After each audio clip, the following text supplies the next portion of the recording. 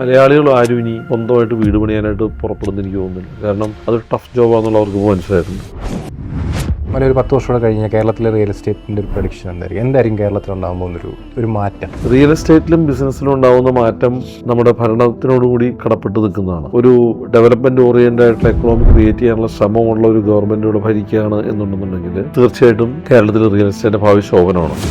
നമ്മളൊരു ബ്രാൻഡ് അംബാസഡറെ കാണുമ്പോൾ ആ ബ്രാൻഡ് അംബാസഡർ എൻഡോഴ്സ് ചെയ്യുന്ന പ്രൊഡക്റ്റാണ്. പൃഥ്വിരാജിനെ കാണുമ്പോൾ അസറ്റ് ഹോംസിനെ ഓർക്കണോ അതോ അസറ്റ് ഹോംസിന്റെ ഫ്ലാറ്റാണോ പൃഥ്വിരാജിനെ ഓർക്കണോ? ഇത്ര ആലോചിച്ചാൽ മതി. ശരിക്കും ഒരു ബിസിനസ് ചെയ്യുന്ന ഒരാൾ ആ ബിസിനസ് സക്സസ്ഫുൾ ആവണമെന്നുണ്ടെങ്കിൽ ഏത് പാത്തായിരിക്കും സ്വീകരിക്കുന്നത്? അപ്പോൾ പുതിയ ആൾക്കാർ എപ്പോഴും ചെയ്യേണ്ടതെന്ന് വെച്ചാൽ ഒരു സോഷ്യൽ നീഡിനെ അഡ്രസ്സ് ചെയ്യുന്ന ബിസിനസ്സേ ചെയ്യാവൂ. ലോകത്തിലെ എല്ലാ ഓൺടർപ്രണർഷിപ്പുകളും നിങ്ങൾ പരിശോധിച്ച് കഴിഞ്ഞാൽ അതിൻ്റെ ഒരു യാത്ര എന്ന് പറഞ്ഞാൽ അത് പവർ ചെയ്യുന്ന പ്രോഫിറ്റ് ചെയ്യുന്ന പർപ്പസിലേക്ക് പോന്നിരിക്കുന്ന യാത്രയാണ്. ഈസ്റ്റ് ഇന്ത്യ കമ്പനി പവറായിരുന്നു, ശരിയല്ലേ? അതിനുശേഷം വന്നിരിക്കുന്ന പല കോർപ്പറേറ്റ്സും പ്രോഫിറ്റാണ്. ഈ ഓൺടർപ്രണർഷിപ്പിന്റെ യുഗത്തിലേക്ക് വരുന്നത് പർപ്പസായിട്ട് മാറി. അപ്പോൾ ആ ഒരു മാറ്റമുണ്ട്. ആ പിയുടെ അർത്ഥം മാറുന്നുണ്ട്. എന്താണ് അസറ്റ് ഹോം എന്നുള്ളൊരു ഒരു ബിസിനസ് സ്റ്റാർട്ട് ചെയ്യാൻ അല്ലെങ്കിൽ ഒരു ബ്രാൻഡ് സ്റ്റാർട്ട് ചെയ്യാൻ പ്രേരിപ്പിക്കാനുള്ള കാരണം എന്താണ്?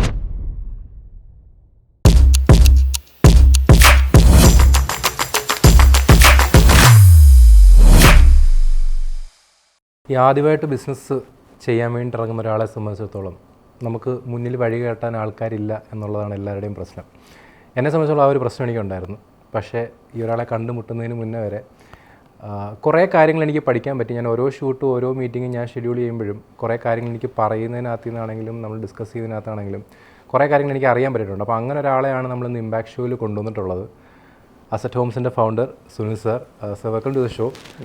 നിങ്ങൾക്കിത് വളരെ വർത്തായിട്ടുള്ള ഒരു ടോക്ക് തന്നെ ആയിരിക്കും, specially when it comes to business, entrepreneurship. അതേപോലെ തന്നെ ഒരു 19 വർഷമായിട്ട് ഒരു ബ്രാൻഡ് ബിൽഡ് ചെയ്ത് അതിൻ്റെ പിന്നണിയിൽ എന്താണ് നടന്നിട്ടുള്ളത്, എന്താണ് അതിൻ്റെ സ്റ്റോറി, ഇതെല്ലാം ആയിരിക്കും നമ്മളിന്ന് ഡിസ്കസ് ചെയ്യാൻ പോകുന്നത്. സർ, എനിക്ക് ആദ്യം ചോദിക്കാനുള്ളത്, ഒരു 19 വർഷമായി അസറ്റ് ഹോംസ് ബിൽഡ് ചെയ്ത് തന്നിട്ട് അസറ്റ് ഹോംസ് തുടങ്ങുന്നതിന് മുന്നേ ഉള്ള സുനിൽ സാർ ആരായിരുന്നു? സംരംഭം എന്നുള്ള നിലയിൽ എനിക്ക് അതിനും കൂടുതൽ വർഷത്തെ പരിചയങ്ങളുണ്ട്. അതായത് ഒരു 1994 മുതൽ ഞാനൊരു സംരംഭത്വത്തിൻ്റെ പാതയിലാണ്. നമുക്ക് സംരംഭം തുടങ്ങുന്നതിനെക്കാട്ടി മുന്നേ കുറച്ചുകൂടെ പുറകോട്ട് പോവാം.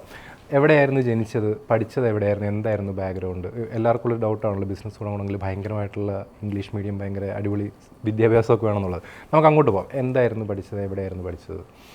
ഞാൻ നോർത്ത് പറവൂർ എന്ന് പറഞ്ഞ എറണാകുളം ജില്ലയിൽ നോർത്ത് പറവൂർ എന്ന് പറഞ്ഞ സ്ഥലത്താണ് ഞാൻ ജനിച്ചത്. പഠിച്ചത് അവിടെ തന്നെയാണ്. 10ാം ക്ലാസ് വരെ പഠിച്ചത് അവിടെ തന്നെയാണ്.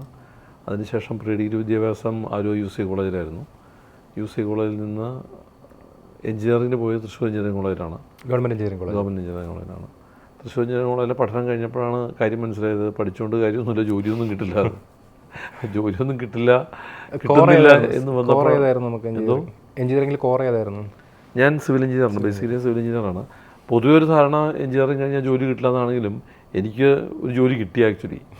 അതായത് എഞ്ചിനീയറിംഗിൻ്റെ റിസൾട്ട് വന്ന സമയത്ത് തന്നെ എനിക്കൊരു ജോലി കിട്ടി.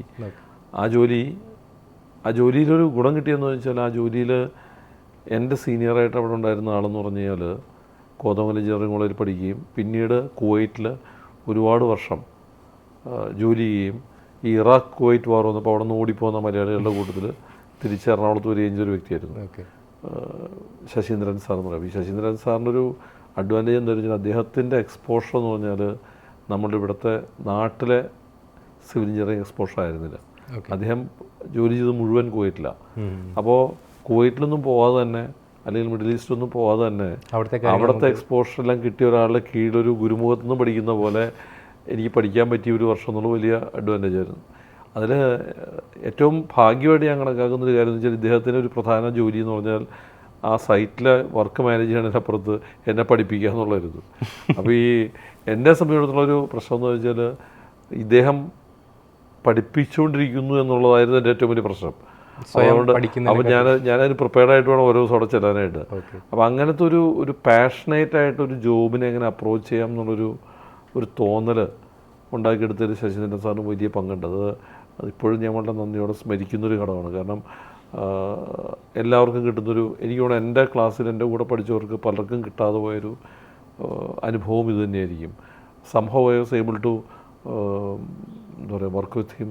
അത് എനിക്ക് തോന്നുന്നു ഓരോ സൈറ്റ് വിസിറ്റും അല്ലെങ്കിൽ ഓരോ മീറ്റിങ്ങുകളും നമുക്ക് പുതുതായിട്ട് ഒരു ഇൻ്റർനാഷണൽ എക്സ്പോഷർ ലെവലിൽ എങ്ങനെയാണ് കാര്യങ്ങൾ നോക്കി കാണുന്നത് പഠിക്കാനായിട്ടുള്ള അവസരം എനിക്കവിടെ കിട്ടി. തുടർന്ന് അവിടുന്ന് ഞാൻ ഒരു വർഷം കഴിഞ്ഞിട്ട് അദ്ദേഹം തിരിച്ച് കുവൈറ്റിലേക്ക് പോയി. ഒരു വർഷം കഴിഞ്ഞ് ഞാനും അവിടെ നിന്ന് മാറി. ഞാൻ കൊച്ചിൻ റിഫൈനറിൽ ജോയിൻ ചെയ്തപ്പോൾ അന്ന് കേരളത്തിൽ കിട്ടാവുന്ന ഏറ്റവും നല്ല ജോലിയാണ് കൊച്ചിൻ റിഫൈനറിൽ എഞ്ചിനീയർ ആവുന്നത്. കാരണം അന്ന് കൊച്ചി റിഫൈനറി എന്ന് പറഞ്ഞു കഴിഞ്ഞാൽ എറണാകുളത്ത് ഏറ്റവും നല്ല ജോലി കിട്ടുന്നൊരു സ്ഥാപനമായിരുന്നു. അവിടെ എനിക്കൊരു ട്രെയിനിയായിട്ട് ജോലി കിട്ടാനിടയായി. അവിടെയും വളരെ പ്രഗത്ഭരായിട്ടുള്ള 2 പേരുടെ കീഴിൽ എനിക്ക് വർക്ക് ചെയ്യാൻ സാധിച്ചു. വൺ മിസ്റ്റർ ബാബു നൈനാനും മിസ്റ്റർ സുരേഷ് ജോണും. അവരെ കൂടാതെ അന്ന് എൻ്റെ കൂടെ അവിടെ എൻ്റെ സീനിയേഴ്സായിട്ട് എന്നെ ട്രെയിൻ ചെയ്ത ആൾക്കാരിൽ ശ്രീ യാക്കൂബ് മോഹൻ ജോർജ് ഉണ്ട്, ശ്രീ നീലകണ്ഠൻ സാറുണ്ട്, ശ്രീ തങ്കവേലുമുണ്ട്. ഇവരെല്ലാവരും എനിക്ക് തോന്നുന്നു സിവിൽ എഞ്ചിനീയറിങ്ങിലൊക്കെ ഒരു വളരെ എക്സ്പെർട്ടൈസുള്ള വ്യക്തിത്വങ്ങളായിരുന്നു. അപ്പോൾ മാത്രമല്ല കൊച്ചിൻ റിഫൈനറി പോലത്തെ സ്ഥാപനത്തിൽ ഏറ്റവും വലിയ പ്രത്യേകതയായിട്ട് ഞാൻ കണ്ടത് അന്നത്തെ കാലഘട്ടത്തിൽ സേഫ്റ്റി എന്ന് പറയുന്ന ആസ്പെക്റ്റിന് ഇമ്പോർട്ടൻസ് കൊടുക്കുന്ന ഒരേ ഒരു സ്ഥാപനം കൊച്ചിൻ റിഫൈനറി 1992. അപ്പോൾ ആ കാലഘട്ടത്തിൽ ശരിക്കും സേഫ്റ്റി എന്ന് പറയുന്നൊരു ജീവിതമാർഗ്ഗമാണ് എന്ന് അല്ലെങ്കിൽ ജീവിതചര്യയാണ് എന്ന് പഠിപ്പിക്കുന്ന ഒരു സ്ഥാപനമാണ്. ഒരു വാക്കേ കാണത്തില്ല. കാരണം ഞാൻ അവിടെ ചെല്ലുമ്പോൾ അവിടെ എഴുതി വെച്ചിരുന്നത് കണ്ട് സേഫ്റ്റി ഈസ് എ കൾച്ചർ എന്നാണ് അവിടെ എഴുതി വെച്ചിരുന്നത്. വർക്ക് ഈസ് വർഷിപ്പ് എന്നൊക്കെയാണ് നമ്മൾ വർക്ക് ചെയ്യുന്ന സ്ഥലത്ത് എഴുതി വെച്ചിരുന്ന വാചകങ്ങൾ.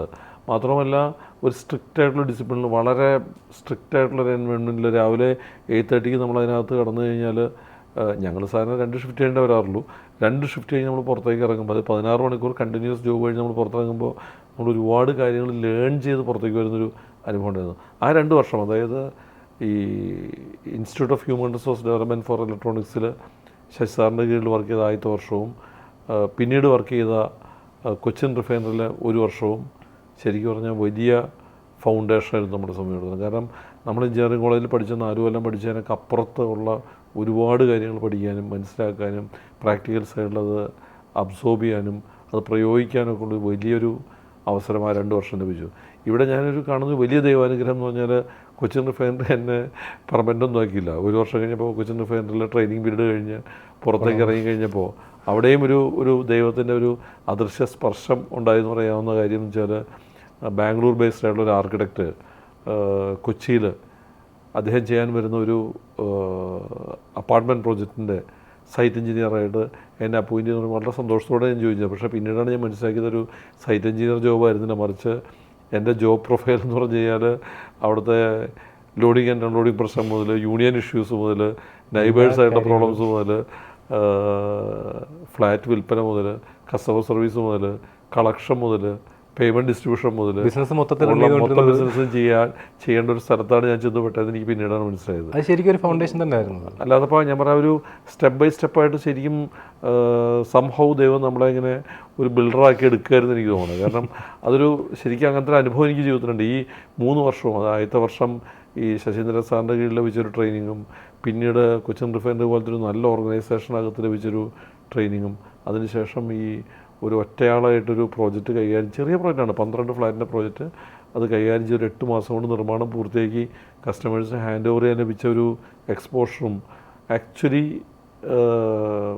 ഈ ബിസിനസ് എന്താണെന്നും ഈ മേഖലയിൽ കസ്റ്റമേഴ്സ് പ്രതീക്ഷിക്കുന്നത് എന്താണെന്നും ഇതിൻ്റെ ആർക്കിടെക്ചറൽ പാർട്ടിൻ്റെ ഇമ്പോർട്ടൻസ് എന്താണെന്നും അതിൻ്റെ സ്ട്രക്ചറൽ ഡിസൈൻ്റെ ഇമ്പോർട്ടൻസ് എന്താണെന്നും എങ്ങനെയാണ് ഈ ബിസിനസ് മാനേജ് ചെയ്യേണ്ടതെന്നെല്ലാം മനസ്സിലാക്കാനായിട്ടുള്ളൊരു വലിയ അവസരം കൊണ്ടുവന്നു. ആ അവസരമാണ് യഥാർത്ഥത്തിൽ ഇന്നും നമ്മുടെ ഒരു മുതൽക്കൂട്ടം എന്ന് പറയുന്നത്. നമ്മുടെ ക്യാപിറ്റൽ അതാണ് ആക്ച്വലി. അന്ന് കിട്ടിയിട്ടുള്ള ട്രെയിനിങ് ഒന്നും നഷ്ടമായിട്ടില്ല. അന്ന് ഈ പറഞ്ഞ സാറിൻ്റെ കൂടെ ആണെങ്കിലും കൊച്ചിൻ റിഫൈനറിലാണെങ്കിലും വർക്ക് ചെയ്ത് ഒരു എക്സ്പോഷറും കാര്യങ്ങളും കിട്ടിയല്ലോ. ഇപ്പോഴും അതിനകത്ത് കൊണ്ടു നടക്കുന്ന ഒരു ഫിലോസഫി അല്ലെങ്കിൽ ഒരു വാല്യൂ എന്ന് പറയുന്നത് ചോദിക്കുകയാണെങ്കിൽ എന്തായിരിക്കും? അത് കൊച്ചിൻ റിഫൈനറിൽ എഴുതി വെച്ചിരുന്ന വാചകം തന്നെയാണ്, വർക്ക് ഈസ് വർഷിപ്പ് എന്നുള്ളത് തന്നെയാണ് ഏറ്റവും പ്രധാനപ്പെട്ട കാര്യം. അവിടെ ആൾക്കാർ തമാശയ്ക്ക് പറയും വർക്ക് ഈസ് വർക്ക്ഷോപ്പ് എന്ന് പറയും. പക്ഷേ ആക്ച്വലി വർക്ക് ഈസ് വർഷിപ്പ് എന്ന് പറയുന്നത് വലിയ ഇമ്പോർട്ടൻ്റ് ആയിട്ട് ആരും മനസ്സിൽ സൂക്ഷിക്കേണ്ട ഒരു വലിയ കാര്യമാണ്. നിങ്ങൾക്കൊരു ഓൺട്രപ്രണർ ആവാൻ സാധിച്ചില്ലെങ്കിൽ, നിങ്ങൾക്കൊരു ബിസിനസ്സുകാരനാവാൻ സാധിച്ചില്ലെങ്കിൽ നിങ്ങൾ ആരോ അല്ലെങ്കിൽ നിങ്ങൾ ആരായിട്ട് അറിയപ്പെടണം എന്ന് ചോദിച്ചു കഴിഞ്ഞാൽ എനിക്ക് വളരെ ദൃഢനിശ്ചയത്തോടെ പറയാൻ പറ്റും എനിക്കൊരു ഡിവോട്ടിയായിട്ട് എന്നെ കണക്കാക്കിയാൽ മതി. ഞാൻ പറയും എൻ്റെ ഒരു ഭക്തനായിട്ട് കണക്കാക്കിയാൽ മതി. അതൊരു എന്താ പറയുക, ഒരു ജോലിയെ ആദരിക്കുന്ന അല്ലെങ്കിൽ ജോലിയെ കരിയറിനെ റെസ്പെക്റ്റ് ചെയ്യുന്ന അല്ലെങ്കിൽ തൊഴിലിനെ പ്രാർത്ഥിക്കുന്ന ഒരു ഭക്തനാവാനാവുന്ന മറ്റുള്ളവരുടെ മുന്നിൽ അങ്ങനെ അറിയപ്പെടാനാണ് അതിന് ഏറ്റവും താല്പര്യം. നമ്മൾ ഒരു ഡിവോട്ടി ഓഫ് വർക്കാണെന്ന് അറിയപ്പെടാനാണ് എനിക്ക് ഇഷ്ടം. ഓക്കെ. ഈ ബിസിനസ്സിലോട്ട് വരുന്ന സമയത്തിന് തൊട്ട് മുന്നുള്ള കാര്യങ്ങളാണല്ലോ പറഞ്ഞത്. എപ്പോഴാണ് ഈ എൻ്റർപ്രണർഷിപ്പ് അല്ലെങ്കിൽ ബിസിനസ്സിലോട്ട് ഇറങ്ങാമെന്നുള്ളൊരു ചിന്ത ഉണ്ടായി തുടങ്ങിയത്? അല്ലെങ്കിൽ ഏത് മൊമെൻറ്റിലാണ് അങ്ങനത്തെ ഒരു ചിന്ത, അല്ലെങ്കിൽ ഒരു ലൈഫിൽ അങ്ങനത്തെ ടേണിംഗ് പോയിന്റ് ഉണ്ടായത് എപ്പോഴാണ്?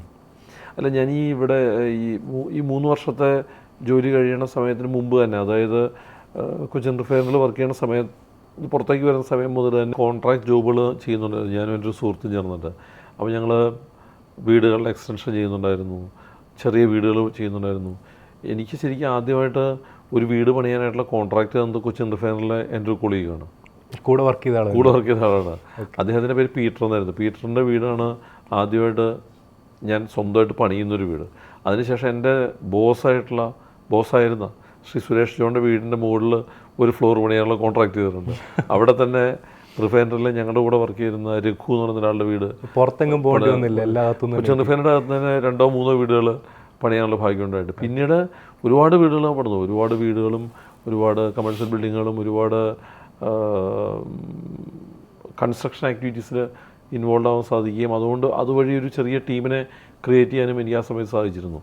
ഈ ബാംഗ്ലൂർ ബേസ്ഡ് ആയിട്ടുള്ള ബിൽഡറുടെ പ്രോജക്റ്റുകൾ ആദ്യത്തെ പ്രോജക്റ്റ് കംപ്ലീറ്റ് ചെയ്തതിന് ശേഷം ഞാൻ അവിടുന്ന് മാറുകയും പിന്നീട് സ്വന്തമായിട്ടൊരു പ്രോജക്റ്റ് ചെയ്യാനുള്ള ശ്രമം ആരംഭിക്കുകയും ചെയ്തു. അവിടെയാണ് ഞാനും എൻ്റെ ഒരു ക്ലാസ്മേറ്റും തൃശ്ശൂർ എഞ്ചിനീയറിംഗ് കോളേജിൻ്റെ കൂടെ പഠിച്ചൊരു വ്യക്തിയുമായിട്ട് ചേർന്നിട്ട് ഞങ്ങൾ പ്രോജക്റ്റുകൾ ചെയ്യാനായിട്ട് ആരംഭിച്ചത്. അങ്ങനെ പ്രോജക്റ്റുകൾ ചെയ്യാനായിട്ട് ആരംഭിച്ച സമയത്ത് ഒരുപാട് പേര് നമ്മളെ സഹായിച്ചിട്ടുണ്ട്. ഒരുപാട് പേര് നമ്മളോടൊപ്പം വർക്ക് ചെയ്യാൻ തയ്യാറായിട്ടും ഇൻവെസ്റ്റ് ചെയ്യാൻ തയ്യാറായിട്ടൊക്കെ വരാനുള്ളൊരു ഭാഗ്യം ആ സമയത്ത് ഉണ്ടായിട്ടുണ്ട്. അത് ഫ്ലാറ്റാണോ റെസിഡൻസി ടൈപ്പ് ആയിരുന്നു? എന്തായിരുന്നു? ചെറിയ ലോ റൈസ് ഫ്ലാറ്റുകൾ. അന്ന് എറണാകുളത്ത് അപ്പാർട്ട്മെൻറ്റ് പ്രോജക്റ്റുകൾ വന്നു തുടങ്ങുന്നുള്ളൂ. അത് വലിയ പ്രോജക്റ്റുകൾ വന്നു തുടങ്ങുന്ന സമയമായിട്ടുണ്ട്. ആ സമയത്ത് കൊച്ചിയിലെ ഫ്ലാറ്റുകൾ അങ്ങനെയൊന്നും ഇല്ലായിരുന്നല്ലോ വലുതായിട്ട്. ഈ 94 കാരിക്കാമുറിയിൽ ഞാൻ ഈ ബാംഗ്ലൂർ ബേസ്ഡ് കമ്പനിക്ക് വേണ്ടി ഫ്ലാറ്റ് പണിയുമ്പോൾ ഞങ്ങൾ 625 രൂപ സ്ക്വയർ ഫീറ്റിനാണ് ഫ്ലാറ്റ് വിറ്റുകൊണ്ടിരുന്നത്. ഒരു ഫ്ലാറ്റിന് ഒരു സ്ക്വയർ ഫീറ്റിന് വില 625 രൂപയാണ്. 8.4 lakhs ഉണ്ടെങ്കിൽ നമുക്കൊരു 2 bedroom കിട്ടും. 10.4 lakhs ഉണ്ടെങ്കിൽ 3 bedroom കിട്ടും. ഇതായിരുന്നു അവസ്ഥ. 15,000 രൂപയാണ് കാർ പാർക്കിങ്ങിന് നമ്മൾ ചാർജ് ചെയ്തിരുന്നത്.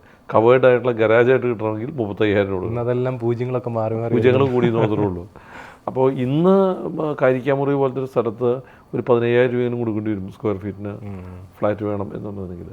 അങ്ങനെയാണ് ഇൻഡസ്ട്രി ഇവോൾവ് ആയിട്ട് വന്നുകൊണ്ടിരുന്നത്. ആ സമയത്ത് ചെയ്തുകൊണ്ടിരുന്നത് കൂടുതലും റെസിഡൻഷ്യലായിരുന്നു ചെയ്തുകൊണ്ടിരുന്നത്. നമ്മളൊരു റെസിഡൻഷ്യൽ പ്രോജക്റ്റുകൾ ചെയ്യുന്ന ആളായിട്ട് തന്നെയാണ് ഞാൻ ചെയ്തുകൊണ്ടിരുന്നത്.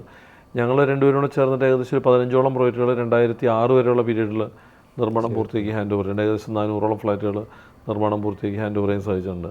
അതിനുശേഷം 2006 അസറ്റ് ഹോംസ് സ്ഥാപിക്കുന്നതിനെ പറ്റിയിട്ട് ആലോചന വരുന്നത്. അസറ്റ് ഹോംസിൻ്റെ ഒറിജിൻസിലൂടെ എന്താണ് അസറ്റ് ഹോം എന്നുള്ളൊരു ഒരു ബിസിനസ് സ്റ്റാർട്ട് ചെയ്യാൻ അല്ലെങ്കിൽ ഒരു ബ്രാൻഡ് സ്റ്റാർട്ട് ചെയ്യാൻ പ്രേരിപ്പിക്കാനുള്ള കാരണം എന്താണ്?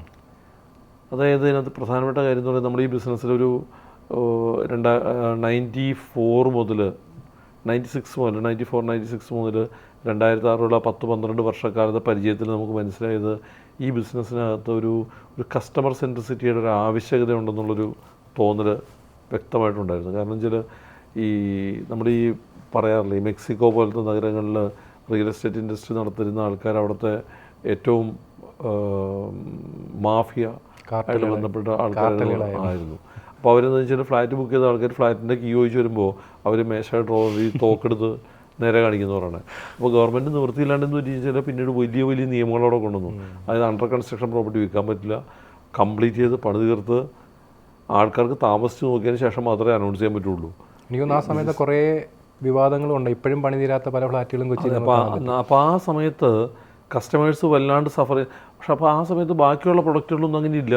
ഇപ്പോൾ നമ്മൾ പോയിട്ടൊരു ഷർട്ട് മേടിക്കുകയാണെങ്കിൽ നമുക്ക് ഷർട്ട് ഇട്ട് നോക്കാം, ആ ഷർട്ട് മാച്ച് ആവുമെന്ന് ശ്രദ്ധിക്കാം, നമ്മുടെ ഇഷ്ടത്തിനുള്ള സർവീസ് നമുക്ക് അവിടെ കിട്ടും. ഇത് കഴിഞ്ഞിട്ട് എന്തെങ്കിലും കുഴപ്പമുണ്ടെങ്കിൽ തിരിച്ചുകൊണ്ട് കൊടുക്കാം. ഇങ്ങനെയൊക്കെയുള്ള സമയത്ത് അത് ഗോൾഡിലാണെങ്കിലും ബാക്കി എല്ലാ മെറ്റീരിയൽസിനകത്തും വളരെ കസ്റ്റമർ ഫ്രണ്ട്ലി ആയിട്ടുള്ളൊരു എൻവയോൺമെൻറ്റ് ഉള്ള കാലത്ത് ഫ്ലാറ്റ് നിർമ്മാണ രംഗത്ത് അത്തരമൊരു കസ്റ്റമർ സെൻട്രിസിറ്റി ഇല്ലായിരുന്നുള്ള സത്യം തന്നെയാണ്. അന്ന് എന്തായിരുന്നു അന്നത്തെ ഒരു അവസ്ഥ? എന്തായിരുന്നു കേരളം? അല്ല, അന്നത്തെ അവസ്ഥ എന്ന് വെച്ചാൽ ഒരു വ്യക്തമായിട്ട് നിയമങ്ങളില്ലായിരുന്നു. അതാണ് ഏറ്റവും പ്രധാനപ്പെട്ട കാര്യം. വളരെ നെയ്സൻ സ്റ്റേജിലാണല്ലോ ഈ ഇൻഡസ്ട്രി. അപ്പോൾ ആൾക്കാരുടെ ഇഷ്ടത്തിന് ബിസിനസ് ചെയ്യും. അപ്പോൾ ചില സമയത്ത് ചില ആൾക്കാർ അവരുടെ ഇഷ്ടത്തിന് പണി തീർക്കും, ചില ആൾക്കാർ ഫ്ലാറ്റ് പണിയുന്ന സമയത്ത് സ്പെസിഫിക്കേഷൻ അവർ ഇഷ്ടത്തിന് മാറ്റും.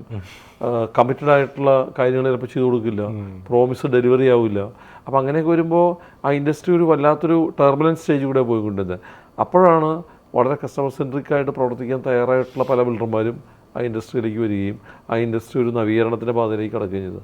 ആ ഒരു സ്പേസാണ് ഞങ്ങളും കണ്ടത്. അതായത് കസ്റ്റമേഴ്സിൻ്റെ സാറ്റിസ്ഫാക്ഷൻ ഫസ്റ്റ് പ്രയോറിറ്റി ആയിട്ട് കണക്കാക്കുന്ന ഒരു പ്രൊഡക്റ്റ് ക്രിയേറ്റ് ചെയ്യണം എന്നുള്ളത് തന്നെയായിരുന്നു ആദ്യത്തെ താല്പര്യം. അപ്പോൾ അതുമായിട്ട് ബന്ധപ്പെട്ട് നമ്മൾ പുറകോട്ടേക്ക് നോക്കുമ്പോൾ നമുക്ക് നല്ല ക്വാളിറ്റിയുള്ള പ്രൊഡക്റ്റ് വേണം, വളരെ സേഫ്റ്റി എൻവയോൺമെൻറ്റിൽ കൺസ്ട്രക്ഷൻ കൊണ്ടുവരണം. അത് നമ്മുടെ റിഫൈനറിയിൽ നിന്ന് കിട്ടിയൊരു ഇൻപുട്ടാണ്.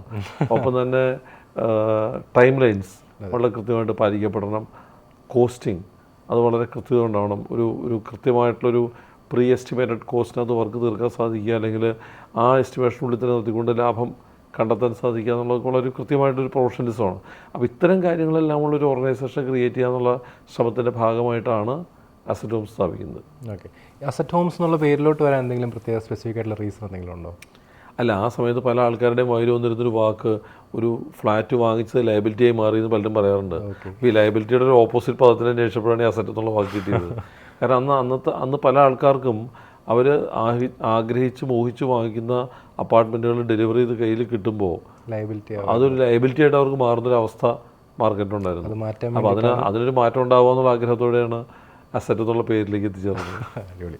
ഈ അസറ്റ് ഹോംസ് മാർക്കറ്റിൽ വരുന്ന സമയത്ത് കേരള മാർക്കറ്റിൻ്റെ ഒരു ഏകദേശം ഒരു അവസ്ഥ പറഞ്ഞല്ലോ. ഇപ്പോഴത്തെയും അന്നത്തെ ഒരു കേരള മാർക്കറ്റ് നമ്മൾ കമ്പയർ ചെയ്യുമ്പോൾ like how you feeling about it? അല്ല, കേരളത്തിലെ മാർക്കറ്റ് വളരെ മാറ്റം വന്നല്ലോ. കാരണം എന്ന് വെച്ചാൽ കസ്റ്റമേഴ്സ് അന്നും ഇന്നും ഇൻ്റർനാഷണൽ എക്സ്പോഷർ ഉള്ളവരാണ്. അന്ന് ഫ്ലാറ്റ് വാങ്ങിക്കുന്നവരും ഇന്ന് ഫ്ലാറ്റ് വാങ്ങിക്കുന്നവരും ഒരു ഇൻ്റർനാഷണൽ ലെവലിലുള്ള കൺസ്ട്രക്ഷനെ പറ്റിയിട്ട് എക്സ്പോഷർ ഉള്ളവരും ക്വാളിറ്റിയെ പറ്റിയിട്ട് അവയർനെസ് ഉള്ളവരും ഒക്കെയാണ്. കാരണം മലയാളികളുടെ വലിയൊരു ശതമാനവും NRIs ആണല്ലോ. അപ്പോൾ ഈ എക്സ്പാട്രേറ്റ്സ് ആയിട്ടുള്ള ആൾക്കാർ ഇതെല്ലാം കണ്ടിട്ടുണ്ട്. They know what is quality. അങ്ങനെ കണ്ടിട്ട് വരുന്ന ആളെടുത്ത് നമ്മളിവിടെ വന്നിട്ട് ഇതാണ് ബെസ്റ്റ് ക്വാളിറ്റി എന്ന് പറഞ്ഞു കഴിഞ്ഞാൽ ഹൗ ക്യാൻ ദേ അവർ വിശ്വസിക്കാൻ അവർ സമ്മതിക്കില്ല. കാരണം അവരിതിനേക്കാളും നല്ല ക്വാളിറ്റി കണ്ടിട്ടാണ് വരുന്നത്. അവർ നമ്മളോട് പറയും നിങ്ങൾ അവിടെ ഒന്ന് കാണാൻ പറയും. അപ്പോൾ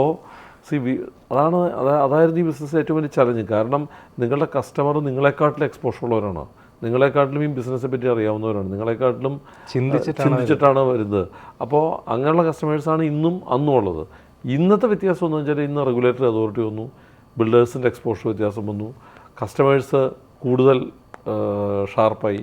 അപ്പോൾ എന്ത് സംഭവിച്ചെന്നാൽ കേരളത്തിൽ പ്രൊഡ്യൂസ് ചെയ്യപ്പെടുന്ന പ്രോഡക്റ്റുകൾ ഇൻ്റർനാഷണൽ ക്വാളിറ്റിയിലേക്കും സ്റ്റാൻഡേർഡിലേക്കും എത്തിച്ചേർന്നു.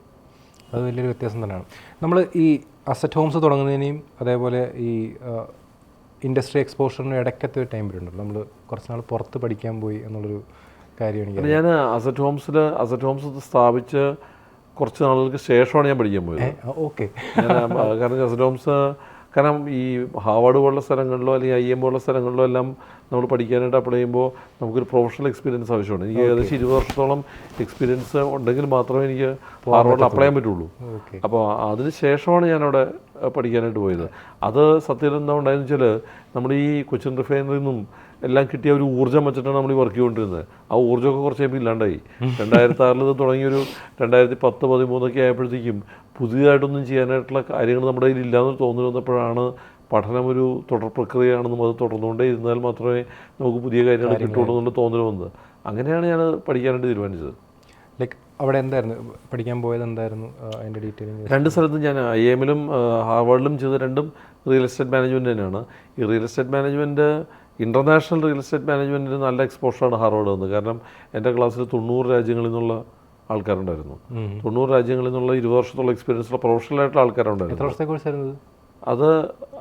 15 ദിവസം വീതമുള്ള 6 മോഡ്യൂളാണ്. 90 ദിവസത്തെ കോഴ്സാണ്. ഓവർ എ പീരീഡ് ഓഫ് 2 വർഷം കൊണ്ട് തീരുന്ന 3 മാസം കൂടുമ്പോൾ നമ്മൾ പോയി ചെയ്യേണ്ടതായിട്ടുള്ള കോഴ്സ്. അങ്ങനെയായിട്ടാണ് വന്നിരുന്നത്. അതിൽ 1.5 വർഷം കൊണ്ട് അതിൽ ഉള്ള ഏറ്റവും വലിയ അഡ്വാൻറ്റേജ് എന്ന് വെച്ചാൽ അവിടെ പഠിപ്പിക്കുക എന്നുള്ളതിനേക്കാട്ടിലൊക്കെ അപ്പുറത്ത് നമ്മൾ പഠിച്ച ഒരുപാട് കേസ് സ്റ്റഡീസാണ്. രണ്ടാമത് നമ്മുടെ ഇൻട്രാക്ഷൻസിൽ നിന്ന് നമുക്ക് കിട്ടുന്ന വലിയ എക്സ്പോഷർ, വേൾഡ് റിയൽ എസ്റ്റേറ്റ് മാർക്കറ്റിനെ പറ്റിയുള്ള വലിയൊരു ഒരു പുറം ലോകത്തെ പറ്റിയിട്ടുള്ളൊരു കാഴ്ച നമ്മുടെ മുമ്പിൽ തുറന്നു കണ്ടു. കാരണം ഈ 90ഓളം രാജ്യങ്ങളിൽ നിന്നുള്ള ആൾക്കാരെന്ന് പറയുമ്പോൾ അവിടെയൊക്കെ സംഭവിച്ചുകൊണ്ടിരിക്കുന്ന റിയൽ എസ്റ്റേറ്റിൻ്റെ രീതികൾ, അവിടെയെല്ലാം റിയൽ എസ്റ്റേറ്റ് നടപ്പിലാക്കപ്പെടുന്ന മാർഗ്ഗങ്ങളെല്ലാം ഇവിടെ നിന്നൊക്കെ ഒരുപാട് വ്യത്യാസമുണ്ട്. അത് നമ്മൾ അറിഞ്ഞിരിക്കേണ്ട ആവശ്യമുണ്ടെന്ന് ചോദിച്ചാൽ ഇവിടുത്തെ നിയമങ്ങൾ വെച്ച് അറിഞ്ഞിരിക്കേണ്ട ആവശ്യമൊന്നുമില്ല. കാരണം പല സ്ഥലത്തും റിയൽ എസ്റ്റേറ്റ് എന്ന് പറയുന്നത് ഓൺ ചെയ്യാവുന്ന സാധനമല്ല, ലീസ് ചെയ്യാവുന്ന പ്രോഡക്റ്റ് മാത്രമാണ്. ചില സ്ഥലങ്ങളിൽ ഓൺ ചെയ്യുന്ന മെത്തഡോളജി വ്യത്യാസമുണ്ട്, ഓൺ ചെയ്യുന്ന പീരീഡ് വ്യത്യാസമുണ്ട്, ഗവൺമെൻറ് ഓൺ ചെയ്യുന്ന പ്രോപ്പർട്ടികളിലെ ആൾക്കാർ താമസിക്കുന്ന രാജ്യങ്ങളുണ്ട്. അപ്പോൾ ഇതൊക്കെ ഒരു ഡിഫറെൻറ്റ് കൈൻഡ് ഓഫ് എക്സ്പോഷറാണ്. അപ്പോൾ നമ്മളെ ഈ ഇൻഡസ്ട്രിയുമായിട്ട് കൂടുതൽ അടുപ്പിക്കാനും കൂടുതൽ പാഷനേറ്റായിട്ട് ആലോചിക്കാനും അവിടെ കസ്റ്റമേഴ്സിന് വേണ്ടിയിട്ട് നടപ്പിലാക്കപ്പെടുന്ന കാര്യങ്ങൾ ഇവിടെ എങ്ങനെ ഇൻ്റർനൈസ് ചെയ്ത് നമുക്ക് അവതരിപ്പിക്കാമെന്ന് ആലോചിക്കാനും ഒക്കെ ഒരു വഴിയായിരുന്നു ആ പഠനം. ഈ ഒരു പഠനം അല്ലെങ്കിൽ ഈ ഒരു ജേർണി കഴിഞ്ഞിട്ട് അസറ്റ് ഹോംസിൽ കൊണ്ടുവന്നിട്ടുള്ള അല്ലെങ്കിൽ കേരള ഇൻഡസ്ട്രിയിലോ കേരള റിയൽ എസ്റ്റേറ്റിലോ എന്തെങ്കിലും ഒരു മാറ്റം കൊണ്ടുവന്ന് ആഗ്രഹിച്ചിട്ടുണ്ടെങ്കിൽ അല്ലെങ്കിൽ ഇംപ്ലിമെൻറ്റ് ചെയ്തിട്ടുള്ളത് എന്തൊക്കെയായിരിക്കും? അസറ്റ് ഹോംസ് ഒരു ഇന്നോവേഷൻ്റെയോ അല്ലെങ്കിൽ ഒരു മാറ്റത്തിൻ്റെയോ പാതയിലൂടെ മാത്രം സഞ്ചരിക്കാൻ തുടങ്ങിയത് 2013 ശേഷമാണ്. 2013 ശേഷം ആണ് അസറ്റ് ഹോംസ് ചെയ്യുന്ന കാര്യങ്ങളിലെല്ലാം തന്നെ ഒരു ഇന്നോവേഷൻ ഉണ്ടാവണമെന്നും. ഈ സ്റ്റഡീസിന് ശേഷം ഉണ്ടായിട്ടുള്ളൊരു സ്റ്റഡീസ് അതിൻ്റെ കൂട്ടത്തിലായിരുന്നു. IML സ്റ്റഡിയാണ് 2013 ഞാൻ പറഞ്ഞത്. 2017-18 ഹാർവാർഡിൽ പോയത്. അപ്പോൾ ആ സമയത്തൊക്കെ കണ്ടിരിക്കുന്ന റിയൽ എസ്റ്റേറ്റ് ചലനങ്ങൾ, ലോകത്തിൻ്റെ വ്യത്യസ്ത ഭാഗങ്ങളിലുണ്ടാവുന്ന മാറ്റങ്ങളും അല്ലെങ്കിൽ അത്തരം കാര്യങ്ങളെയും ഒരു ഇൻ്റർനൈസ്ഡ് വേർഷനായിട്ട് അവതരിപ്പിക്കാനായിട്ട് അസറ്റ് ഹോംസ് പലപ്പോഴും ശ്രമിച്ചിട്ടുണ്ട്. അതിൻ്റെ ഭാഗമായിട്ടാണ് അസറ്റ് ഹോംസ് ഡിജിറ്റൽ അപ്പാർട്ട്മെൻറ്റ്സുകളും സ്മോൾ ഓഫീസ് ഹോം ഓഫീസുകളും ഒപ്പം തന്നെ ഞങ്ങളുടെ സെൽഫി പോലുള്ള 96 സ്ക്വയർ ഫീറ്റിൻ്റെ സിംഗുലാർ ലിവിങ് അപ്പാർട്ട്മെൻറ്റുകളും സീനിയർ ലിവിങ് പ്രോജക്റ്റുകളും എല്ലാം കൊണ്ടുവരാനായിട്ട് പ്രേരണയായത് ഈ ഒരു പഠനം തന്നെ. പുതിയ വലിയ പ്രോജക്റ്റുകളും കൊളാബറേഷൻസും കാര്യങ്ങളൊക്കെ വരുന്നുണ്ട്. അപ്പോൾ അതിൻ്റെ കൂടുതൽ അപ്ഡേറ്റ്സ് അറിയാൻ പറ്റും. ഇപ്പം എല്ലാവർക്കും ഇത് കേട്ടുകൊണ്ടിരിക്കുന്ന എല്ലാവർക്കും ഒരു സംശയമായിരിക്കും. സാധാരണ എല്ലാവരും ഈ പഠിച്ച് ഒരു പീരീഡ് കഴിഞ്ഞ് കഴിഞ്ഞാൽ പിന്നെ പഠിക്കാനൊന്നും വലിയ താല്പര്യമൊന്നും കാണത്തൊന്നുമില്ല. ഞാൻ ചോദിക്കുന്നത് ഇപ്പോൾ അസറ്റ് ഹോംസ് ഫൗണ്ട് ചെയ്ത് ഒരു ബിസിനസ് എംപയർ റൺ ചെയ്യുന്നുണ്ട്. ബിസിനസ് റൺ ചെയ്യുന്ന എല്ലാവരുടെയും പ്രശ്നമുള്ള എനിക്ക് സമയമില്ല, ഓൾറെഡി ഉള്ള കാര്യങ്ങൾ തന്നെ ചെയ്യാൻ പറ്റുന്നില്ല എന്നുള്ളത്. ഈ സമയത്തിനിടയ്ക്ക് എപ്പോഴാണ് ആക്ച്വലി പഠിക്കാൻ പോകാനുള്ള സമയം ഉണ്ടാക്കിയത്, അല്ലെങ്കിൽ അതിന് പിന്നിലുള്ള ഒരു തോട്ട് പ്രോസസ്സ് എന്തായിരുന്നു? അല്ല, നമ്മൾ പഠിക്കാൻ പോകണമെന്ന് ആഗ്രഹിച്ചാണല്ലോ സമയം ഉണ്ടായിക്കോളും. സമയം ഇല്ലായിരിക്കുന്നില്ല. സമയം എല്ലാവർക്കും സമയം ആവശ്യമുണ്ട്. എല്ലാവർക്കും ഉള്ള പോലെ എനിക്ക് സമയമുണ്ട്. കാരണം സുനിലിനുള്ളതിനേക്കാളും കൂടുതൽ സമയം എനിക്കില്ലല്ലോ. എനിക്കും സുനിൽ 24 മണിക്കൂറാണ്. നമ്മളതിനെ എങ്ങനെ നോക്കിക്കാണുന്നു എന്നുള്ളത് മാത്രമേ അതൊരു കാര്യമുള്ളൂ. അപ്പോൾ നമുക്ക് എന്ത് കാര്യം ചെയ്യാനും സമയം കണ്ടെത്താനായിട്ട് ബുദ്ധിമുട്ടുണ്ടാവുമെന്ന് എനിക്ക് തോന്നുന്നില്ല. കാരണം എൻ്റെ ഓഫീസിൽ ഏറ്റവും കൂടുതൽ സമയം ഫ്രീ ആയിട്ടുള്ള ആൾ ഞാൻ തന്നെയാണെന്ന് ഞാനിപ്പോഴും വിശ്വസിക്കുന്നത്. അങ്ങനെ ഓക്കെ, അതിൽ ഒരുമാതിരിപ്പെട്ട എല്ലാ ഫൗണ്ടേഴ്സിനെ സംബന്ധിച്ചുള്ളത് തന്നെ ആയിരിക്കും. ഈ അസറ്റ് ഹോംസ് തുടങ്ങിയ സമയത്തെ ഒരു സ്ട്രഗ്ലിംഗ് ഫേസ് ഉണ്ടല്ലോ, ആദ്യത്തെ ഒരു ന്യൂ ബിസിനസ് സ്റ്റാർട്ട് ചെയ്യുമ്പോൾ. അപ്പോൾ അത് റീകളക്ട് ചെയ്യുകയാണെന്നുണ്ടെങ്കിൽ ആദ്യത്തെ ഒരു 100 days അല്ലെങ്കിൽ ഒരു 1 year ഉണ്ടായിട്ടുള്ള സ്ട്രഗിൾസ് എന്തൊക്കെയായിരുന്നു, അതൊക്കെ എങ്ങനെയായിരുന്നു ഓവർകം ചെയ്തിട്ടുള്ളത്? അല്ല, അസറ്റ് ഹോംസിൻ്റെ തുടക്കത്തിൽ അങ്ങനെ നമുക്കങ്ങനെ വലിയ സ്ട്രഗ്ലിംഗ് പീരീഡ് ഉണ്ടായിട്ടില്ല. കാരണം പ്രത്യേകിച്ച് അന്ന് മാർക്കറ്റ് അനുകൂലമായിരുന്നു. മാത്രമല്ല നല്ല ഒരു സംവിധാനം നമ്മൾ ഓൾറെഡി ക്രിയേറ്റ് ചെയ്തിട്ടുണ്ട്. സ്ട്രഗ്ലിംഗ് പീരീഡ് എന്ന് വേണമെങ്കിൽ പറയാവുന്നത് 94 മുതൽ 2006 വരെയുള്ള പീരീഡൊക്കെ ആയിരിക്കും സ്ട്രഗ്ലിംഗ് പീരീഡ്. അതിനിടയ്ക്ക് റിസഷൻ വന്നു, 98 കാലഘട്ടത്തിലെ റിസഷൻ, അതൊക്കെ സ്ട്രഗ്ലിംഗ് പീരീഡ് ഉണ്ട്. ആ സമയത്ത് നമ്മളെടുത്ത ചില തീരുമാനങ്ങൾ നമുക്ക് അനുകൂലമായിട്ട് വന്നു. എനിക്ക് 1998 റിസഷൻ വരുന്ന സമയത്ത് ഞങ്ങൾ തൃക്കാക്കര ഫ്ലാറ്റ് പണിയുന്നുണ്ട്. അന്ന് തൃക്കാക്കരൊന്നും ആരും ഫ്ലാറ്റ് പണിയുന്ന സമയമല്ല. അന്ന് തൃക്കാക്കര ഫ്ലാറ്റ് പണിയുമ്പോൾ ഞങ്ങളൊരു 338 സ്ക്വയർ ഫീറ്റിൻ്റെ സിംഗിൾ ബെഡ്റൂം ഫ്ലാറ്റും 676 സ്ക്വയർ ഫീറ്റിൻ്റെ 2 ബെഡ്റൂം ഫ്ലാറ്റും 920 സ്ക്വയർ ഫീറ്റിൻ്റെ 3 ബെഡ്റൂം ഫ്ലാറ്റും ഉണ്ട്. ഇന്ന് 920 സ്ക്വയർ ഫീറ്റിൻ്റെ 3 ബെഡ്റൂം ഫ്ലാറ്റ് പണിയാൻ പറഞ്ഞാൽ ഞാൻ 2 വട്ടം ആലോചിക്കും 920 പണിയാൻ പറ്റുമോ എന്ന് ആലോചിക്കും. പക്ഷേ 1998 920 സ്ക്വയർ ഫീറ്റിൻ്റെ 3 ബെഡ്റൂം ഫ്ലാറ്റ് പണിയാനും വിൽക്കാനും ഞങ്ങൾക്ക് കഴിഞ്ഞത്, ആ റിസഷൻ വന്നപ്പോഴും പിടിച്ചെടുക്കാനും കഴിഞ്ഞത് അന്ന് അങ്ങനെ ആലോചിച്ചുകൊണ്ടാണ്. മനസ്സിലായി? എന്നാൽ അപ്പം ജെന്യുവിനായിട്ടുള്ള ലോക്കൽ മാർക്കറ്റ് എന്നും നിലനിൽക്കുന്നുള്ള സത്യമാണ് നമ്മൾ അതിനകത്ത് തെളിയിച്ചത്. ആ മാർക്കറ്റ് മാറ്റം ഉണ്ടാവുന്നില്ല, ഒരിക്കലും മാറാനും പോകുന്നില്ല. വേറെ NRI മാർക്കറ്റും ആ സമയത്ത് വലിയ ലക്ഷറി ഫ്ലാറ്റുകളിലും വലിയ ഇടിവ് സംഭവിച്ചു, പ്രോജക്റ്റുകൾ നിന്നുപോയി. വേറെ ഇത്തരം മാർക്കറ്റിലെ അത് അപ്പർ മിഡിൽ ഇൻകം ഗ്രൂപ്പിൻ്റെ ലോക്കലായിട്ടുള്ള ഡിമാൻഡ് അതിനെ കാറ്റർ ചെയ്യുന്ന മാർക്കറ്റ് തളർന്നില്ല. അപ്പോൾ ഞങ്ങൾ ആ മാർക്കറ്റിലായിരുന്നു. ആ സമയത്ത് ഈ റിസഷൻ വരുന്ന സമയത്ത് ഞങ്ങൾ ആ മാർക്കറ്റിലായിരുന്നു. അതുകൊണ്ട് തന്നെ ആ റിസഷൻ കഴിയുന്ന സമയം വരെ ജീവിക്കാനുള്ള അല്ലെങ്കിൽ അതുവരെ പിടിച്ചെടുക്കാനായിട്ടുള്ള കാര്യങ്ങളുണ്ടായിരുന്നു. അതൊക്കെയാണ് സ്ട്രഗിൾ പീരീഡ്. അസറ്റ് ഹോംസിൽ വന്നതിന് ശേഷമുള്ള സ്ട്രഗിൾ പീരീഡ് എന്ന് വെച്ചാൽ ഗ്രോത്തുമായിട്ട് ബന്ധപ്പെട്ട സ്ട്രഗിളാണ്. അതായത് നമ്മളൊരു പർട്ടിക്കുലർ സമയത്തിനെ സ്കെയിലപ്പ് ചെയ്യാനായിട്ട് ശ്രമിക്കുമ്പോൾ ഉണ്ടാകുന്ന സ്ട്രഗിളുണ്ട്. ആ സ്ട്രഗിൾ എന്താണെന്ന് വെച്ച് കഴിഞ്ഞാൽ നിങ്ങൾക്ക് കൃത്യമായിട്ടുള്ള സിസ്റ്റം ഇല്ല എന്നുള്ളതാണ്, നിങ്ങൾക്ക് കൃത്യമായിട്ടുള്ള പ്രോസസ്സ് ഇല്ല എന്നുള്ളതാണ്. ആ സ്ട്രഗിള് നമുക്ക് സ്വയം തിരുത്താനേ പറ്റുള്ളൂ, വേറെ ആരും നമ്മളെ സഹായിക്കാനുണ്ടാവില്ല. കാരണം നിങ്ങൾ വളരെ സിസ്റ്റമാറ്റിക്കായിട്ടും വളരെ പ്രോസസ് ഓറിയൻറ്റഡായിട്ടും വർക്ക് ചെയ്യില്ല എന്നുണ്ടെങ്കിൽ നിങ്ങൾക്ക് ഒരിക്കലും സ്കെയിൽ ചെയ്യാൻ പറ്റില്ല. ഇന്നിപ്പോൾ വളരെ അഭിമാനത്തോടുകൂടി നമുക്ക് പറയാവുന്ന കാര്യം എന്ന് വെച്ചാൽ കേരളത്തിലെ 10 ജില്ലകളിൽ അസറ്റ് ഹോംസിൻ്റെ പ്രോജക്റ്റുകൾ നടക്കുന്നുണ്ട്. ഈ 10 ജില്ലകളിലും ഞാൻ വ്യക്തിപരമായിട്ട് ഓടിയെത്തുന്ന ആളല്ല. ഈ 10 ജില്ലകളിലും അസറ്റ് ഹോംസിൻ്റെ ടീമാണത് മാനേജ് ചെയ്യുന്നത്. അത് ആ ടീം മാനേജ് ചെയ്യുന്നു എന്ന് പറയുമ്പോൾ ടീം മാത്രം ഉണ്ടായാൽ പോരാ, ആ ടീമിന് വർക്ക് ചെയ്യാനായിട്ടുള്ള ഒരു സ്ട്രീം ലൈൻഡ് ആയിട്ടുള്ള പ്രോസസ്സ് ഉണ്ടാവണം, ആ സിസ്റ്റം ഉണ്ടാവണം. ആ സിസ്റ്റം ഇല്ലാന്നുണ്ടെങ്കിൽ ഒരു കാരണവശാലും പ്രോജക്റ്റുകൾ ലോഞ്ച് ചെയ്യാനോ കംപ്ലീറ്റ് ചെയ്യാനോ പറഞ്ഞ സമയത്ത് ഹാൻഡ് ഓവർ ചെയ്യാനോ കസ്റ്റമർ ലിറ്റിഗേഷൻ ഇല്ലാണ്ട് സർവീസ് ചെയ്യാനോ നമുക്ക് സാധിക്കില്ല. അപ്പോൾ അത് ക്രിയേറ്റ് ചെയ്തെടുക്കുക എന്നുള്ളത് തന്നെയായിരുന്നു ഏറ്റവും പ്രധാനപ്പെട്ട സ്ട്രഗിൾ. ആ സ്ട്രഗിള് നമ്മൾ സക്സസ്ഫുള്ളായിട്ട് ഓവർകം ചെയ്തു. ഒരു 91 പ്രോജക്റ്റുകൾ അസറ്റ് ഹോംസ് ഹാൻഡ് ഓവർ ചെയ്തപ്പോൾ എനിക്ക് വ്യക്തമായിട്ട് പറയാൻ പറ്റും, അവസാനത്തിൽ 50 പ്രോജക്റ്റുകൾ എടുത്തു പോയി കഴിഞ്ഞാൽ ഹാൻഡിങ് ഓവർ എന്ന് പറയുന്ന ഫംഗ്ഷൻ നിങ്ങൾ കണ്ടിട്ടുണ്ടെങ്കിൽ ആ ഹാൻഡിങ് ഓവർ ഫംഗ്ഷൻ 51 സ്ഥലത്ത് റിപ്പീറ്റ് ചെയ്തേക്കണമായിരിക്കും. അവിടെ ചെറിയ ഇംപ്രൈസേഷൻ അല്ലാണ്ട് അതിനകത്തൊരു ഒരു ഒരു സംശയങ്ങളുണ്ടാവില്ല. ബിസിനസ് ചെയ്യുന്ന ആൾക്കാർ ചെയ്ത കാര്യം തന്നെ ചെയ്ത് മടുക്കും എന്ന് പറയുന്ന പോലെ തന്നെ. അല്ല, നമ്മളതിനെ ഇംപ്രൈസ് ചെയ്യുന്നുണ്ടാവും, പക്ഷെ അതിൻ്റെ ബേസിക് ക്യാരക്ടറിൽ മാറ്റം ഉണ്ടാവില്ല. ഈ 2 റിസഷൻ കണ്ട ഒരാളെന്ന നിലയ്ക്ക് പേഴ്സണലി ഞാൻ ചോദിക്കുകയാണ്, ഇപ്പോൾ റിസഷൻ വരാൻ പോകുന്നൊക്കെ പ്രഡിക്ഷൻസും കാര്യങ്ങളൊക്കെ വരുന്നുണ്ടല്ലോ. ഒരു ബിസിനസ് ചെയ്യുന്ന ഒരാൾ റിസഷൻ വരുമ്പോൾ എങ്ങനെയായിരിക്കും പ്രിപ്പയർ ആവേണ്ടത്? ഓൾറെഡി ഇപ്പം എനിക്ക് തോന്നുന്നു 98-ലും 2000 എനിക്ക് തോന്നുന്നു നമ്മളെല്ലാവരും ബിസിനസ് ചെയ്യണമെങ്കിൽ റിസർച്ചിന് വേണ്ടി പ്രിപ്പയർ ചെയ്തുകൊണ്ടിരിക്കുകയാണ്. ഓക്കെ, റിസർച്ചൊക്കെ എപ്പോൾ വേണേൽ വരാം. അപ്പോൾ ആ റിസർച്ചിന് വേണ്ടിയിട്ടുള്ള പ്രിപ്പറേഷനാണ് നമ്മൾ ഇന്നും ചെയ്തുകൊണ്ടിരിക്കുന്നത്. ഇപ്പോൾ നമ്മൾ ചെയ്തുകൊണ്ടിരിക്കുന്നത് അടുത്ത റിസർച്ചിന് വേണ്ടിയിട്ടുള്ള പ്രിപ്പറേഷനാണ്. അല്ലാതെ നമ്മളൊരു എന്നും ഒരു ഒരു ഒരു ഒരു ഫ്ലവറി റോഡായിരിക്കുന്നു, അല്ലെങ്കിൽ വളരെ എന്താ പറയുക സ്മൂത്തായിട്ടുള്ള റൈഡായിരിക്കുന്നതൊക്കെ വിചാരിച്ചുകൊണ്ടിരുന്നിട്ട് കാര്യമൊന്നുമില്ല. അതുകൊണ്ട് തന്നെയാണ് തമാശയ്ക്കാണെങ്കിലും പല ആൾക്കാരും ചോദിക്കാറുണ്ട്, ഈ എങ്ങനെയുണ്ട് കാര്യങ്ങളെന്ന് ചോദിച്ച് ഇപ്പോൾ കുഴപ്പമില്ലെന്ന് നമുക്ക് പറയാൻ പറ്റുള്ളൂ. അടുത്ത സെക്കൻഡിൽ എന്തെങ്കിലും കുഴപ്പമുണ്ടോ എന്നുള്ളത് അപ്പോഴേ അറിയാൻ പറ്റുള്ളൂ. കാരണം ഇത് അങ്ങനത്തെ ഒരു ബിസിനസ്സാണല്ലോ. കാരണം it depends upon lot of factors, lot of government agencies, lot of people. And invest ചെയ്യുന്ന ആൾക്കാർ ഒരു ഷർട്ട് മേടിക്കുന്ന പോലെയല്ലോ ഇൻവെസ്റ്റ് ചെയ്യുന്നത്. They are investing their life time. ഒരു ജീവിതകാലം മുഴുവൻ അവർ സമ്പാദിച്ച പണമാണ് അവർ വീടിന് വേണ്ടിയിട്ട് ഇൻവെസ്റ്റ് ചെയ്യുന്നത്. അപ്പോൾ ഏറ്റവും വലിയ സ്വപ്നം സാക്ഷാത്കരിക്കാനായിട്ട് പ്രവർത്തിക്കുന്ന ആൾക്കാരാണ് നമ്മൾ. ആ ഡ്രീം എന്ന് പറഞ്ഞാൽ ചെറിയ ഡ്രീമല്ല, അവരുടെ ഏറ്റവും വലിയ ഡ്രീമാണ്. അപ്പോൾ ഏറ്റവും വലിയ ഡ്രീം എന്ന് പറയുമ്പോൾ അതിനതിൻ്റെതായ ചലഞ്ചസ് ഉണ്ടാവും.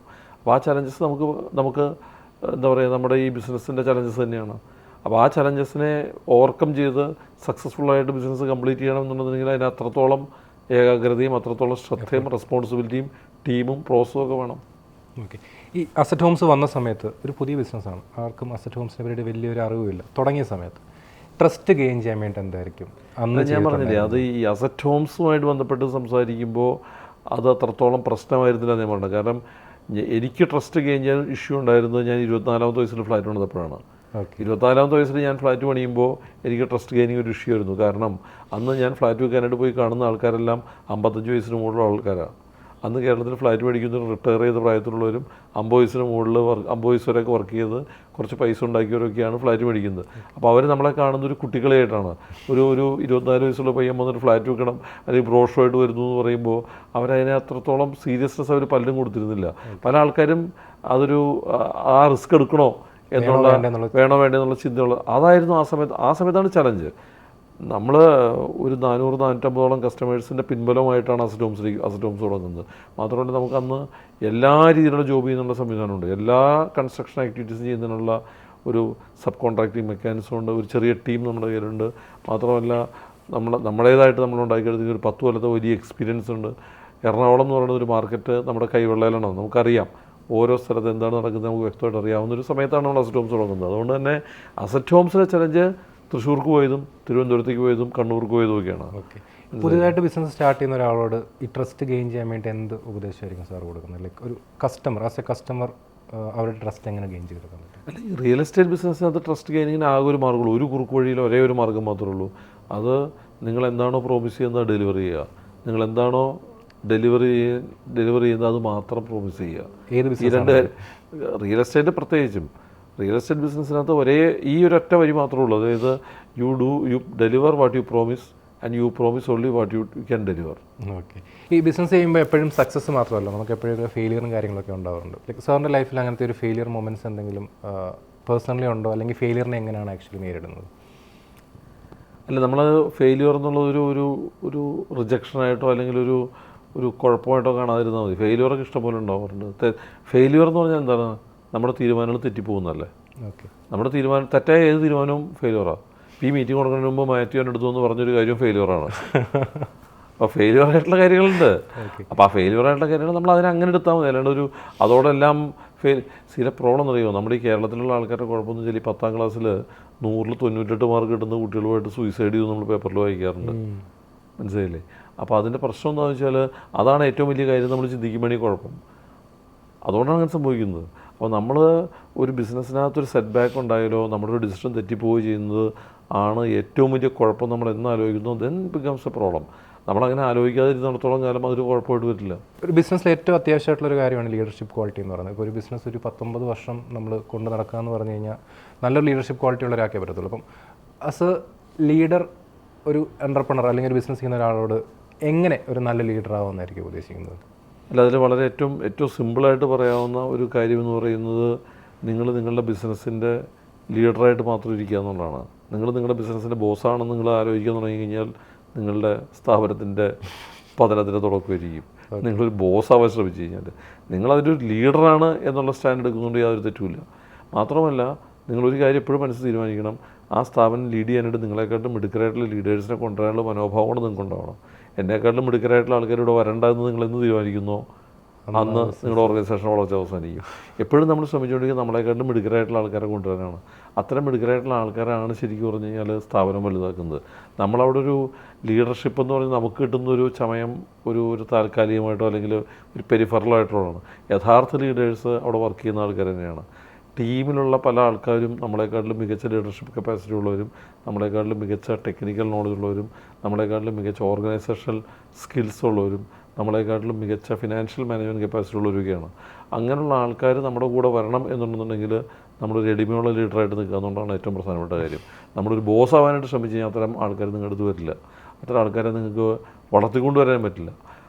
രണ്ട് ആസ്പെക്റ്റാണ്. പല ആൾക്കാരും നമ്മൾ വളർത്തിക്കൊണ്ടുവന്നവരായിരിക്കാം, പല ആൾക്കാരും സ്വയം ആ ക്വാളിറ്റി ഉള്ളവരായിരിക്കാം. ഈ രണ്ടുപേരും നിങ്ങളുടെ കൂടെ തുടരണമെന്നും നിങ്ങളുടെ കൂടെ നിലനിൽക്കണമെന്നും ഉണ്ടെന്നുണ്ടെങ്കിൽ നിങ്ങളൊരു ലീഡർ മാത്രമായിട്ടിരിക്കണം. നിങ്ങളൊരു ബോസാവാൻ പോയി കഴിഞ്ഞാൽ നടക്കത്തില്ല. ഒരു ടീമിനെ ഫോം ചെയ്യുന്നതിൽ ലൈക്ക് ഒരു ബിസിനസ്സിൻ്റെ വളർച്ചയ്ക്ക് ടീമിന് എത്രത്തോളം ഇമ്പോർട്ടൻസ് ഉണ്ട് അല്ലെങ്കിൽ ഇൻവോൾവ്മെൻ്റ് ഉണ്ട്? നമ്മൾ വളരെ സ്പെസിഫിക് ആയിട്ടുള്ളൊരു ജോലി മാത്രം ചെയ്യുന്ന പോലത്തെ ഒരു ബിസിനസ്സാണ് ചെയ്യുന്നതെങ്കിൽ ചിലപ്പോൾ ടീമിന് വലിയ ഇമ്പോർട്ടൻസ് ഒന്നും ഉണ്ടാവില്ല. പക്ഷേ നിങ്ങളുടെ വളർച്ച, നിങ്ങളുടെ സ്കെയിലിംഗ് ഒന്നും ഉണ്ടാവില്ല. നിങ്ങളൊരു ബിസിനസ്സായിട്ട് ഒരു സംരംഭമായിട്ട് അതിനെ വളർത്തി വലുതാക്കി കൊണ്ടുവരാനാണ് ശ്രമിക്കുന്നതെങ്കിൽ അതിന് ടീം ഉണ്ടാവണം, കൃത്യമായിട്ടുള്ള ഡെലിഗേഷൻ ഉണ്ടാവണം. ആ ഡെലിഗേഷനകത്ത് നിങ്ങളുടെ അനാവശ്യമായിട്ടുള്ള കൈകടത്തലുകൾ ഉണ്ടാവാൻ പാടില്ല. ആ അസറ്റ് ഹോംസിൽ പോലുള്ള ഏത് സ്ഥാപനത്തിലാണെങ്കിലും അവിടെ ക്രിയേറ്റ് ചെയ്യപ്പെട്ടിരിക്കുന്ന സിസ്റ്റംസിനെയും പ്രോസസ്സിനെയും വരെ നന്മയ്ക്ക് വേണ്ടിയിട്ടും നല്ലതിന് വേണ്ടിയിട്ടും കറക്റ്റ് ചെയ്യാനുള്ള പവേഴ്സ് വരെ നിങ്ങൾ ശരിക്കും പറഞ്ഞാൽ ടീമിന് കൊടുക്കണം. അങ്ങനെ കൊടുത്തില്ല എന്നുണ്ടെന്നുണ്ടെങ്കിൽ ദേ വിൽ നോട്ട് വർക്ക്. അതിനകത്ത് എന്ത് ചാമണ്ട അവർക്ക്? എല്ലാവർക്കും തോന്നുന്ന വേറെ സംശയം, ഈ ടീമിലോട്ട് നമ്മുടെ വാല്യൂസും നമ്മുടെ വിഷനൊക്കെ ഈ കൈമാറുക എന്നൊക്കെ പറയത്തില്ലേ, പലപ്പോഴും പല സമയങ്ങളിൽ എൻ്റർപ്രണേഴ്സ് അതൊക്കെ ഫെയിലായി പോകാറുണ്ട്. ലൈക്ക് എന്തുകൊണ്ടാണ് അത് ഫെയിലായി പോകുന്നത്? അവിടെ എനിക്ക് പറയാനുള്ളൊരു കാര്യം വെച്ചാൽ നിങ്ങളുടെ കയ്യിലുള്ളൊരു ആശയം അല്ലെങ്കിൽ നിങ്ങളുടെ കയ്യിലുള്ളൊരു കഴിവ് അല്ലെങ്കിൽ നിങ്ങളുടെ കയ്യിലുള്ളൊരു ക്യാപിറ്റൽ എന്ന് പറയുന്നത് എന്താ, വാട്ട് ഇസ് ദറ്റ് ക്യാപിറ്റൽ? നിങ്ങളുടെ ഒരു നോളജ്, ഈ കാര്യങ്ങളൊക്കെ എത്രയും പെട്ടെന്ന് വേറെ ആളിലേക്ക് ഷെയർ ചെയ്ത് കൊടുക്കുമ്പോഴാണ് നമുക്കൊരു ആശ്വാസം തരുക. നിങ്ങളതിങ്ങനെ കയ്യിൽ വെച്ചുകൊണ്ടിരുന്ന് ഇതാർക്കും പറഞ്ഞു കൊടുക്കാണ്ട് ആരും അറിയാണ്ട് ഞാനങ്ങ് ചെയ്ത് കളയാമെന്ന് വിചാരിക്കുമ്പോൾ നിങ്ങളനാവശ്യമായിട്ട് സ്ട്രെസ് എടുക്കും, നിങ്ങളനാവശ്യമുള്ള സ്ട്രെയിൻ എടുക്കും. ഇതിലൊന്നും ഒരു ആവശ്യമില്ല. ഇതൊരു 10 പേർക്ക് പറഞ്ഞു കൊടുക്കാനുള്ള ഒരു മനോഭാവം നിങ്ങൾക്ക് ഉണ്ടാവുകയാണെന്നുണ്ടെങ്കിൽ അത് ഏറ്റെടുക്കാൻ തയ്യാറായിട്ടുള്ള ആൾക്കാർ നിങ്ങളുടെ കൂടെ വരും. അപ്പോൾ എന്താ ഉണ്ടാവുമെന്ന് വെച്ചാൽ they will do it, they will improvise it. Actually അവരതിനെ നന്നാക്കും കുറച്ചും കൂടെ. നിങ്ങളുടെ കയ്യിൽ നിന്ന് പറഞ്ഞാൽ ഒരു വളരെ ക്രൂഡായിട്ടുള്ളൊരു ആശയമായിരിക്കും ചിലപ്പോൾ. ആ ക്രൂഡായിട്ടുള്ള ആശയത്തെ വരെ അവർ റിഫൈൻ ചെയ്ത് നന്നാക്കി എടുക്കും.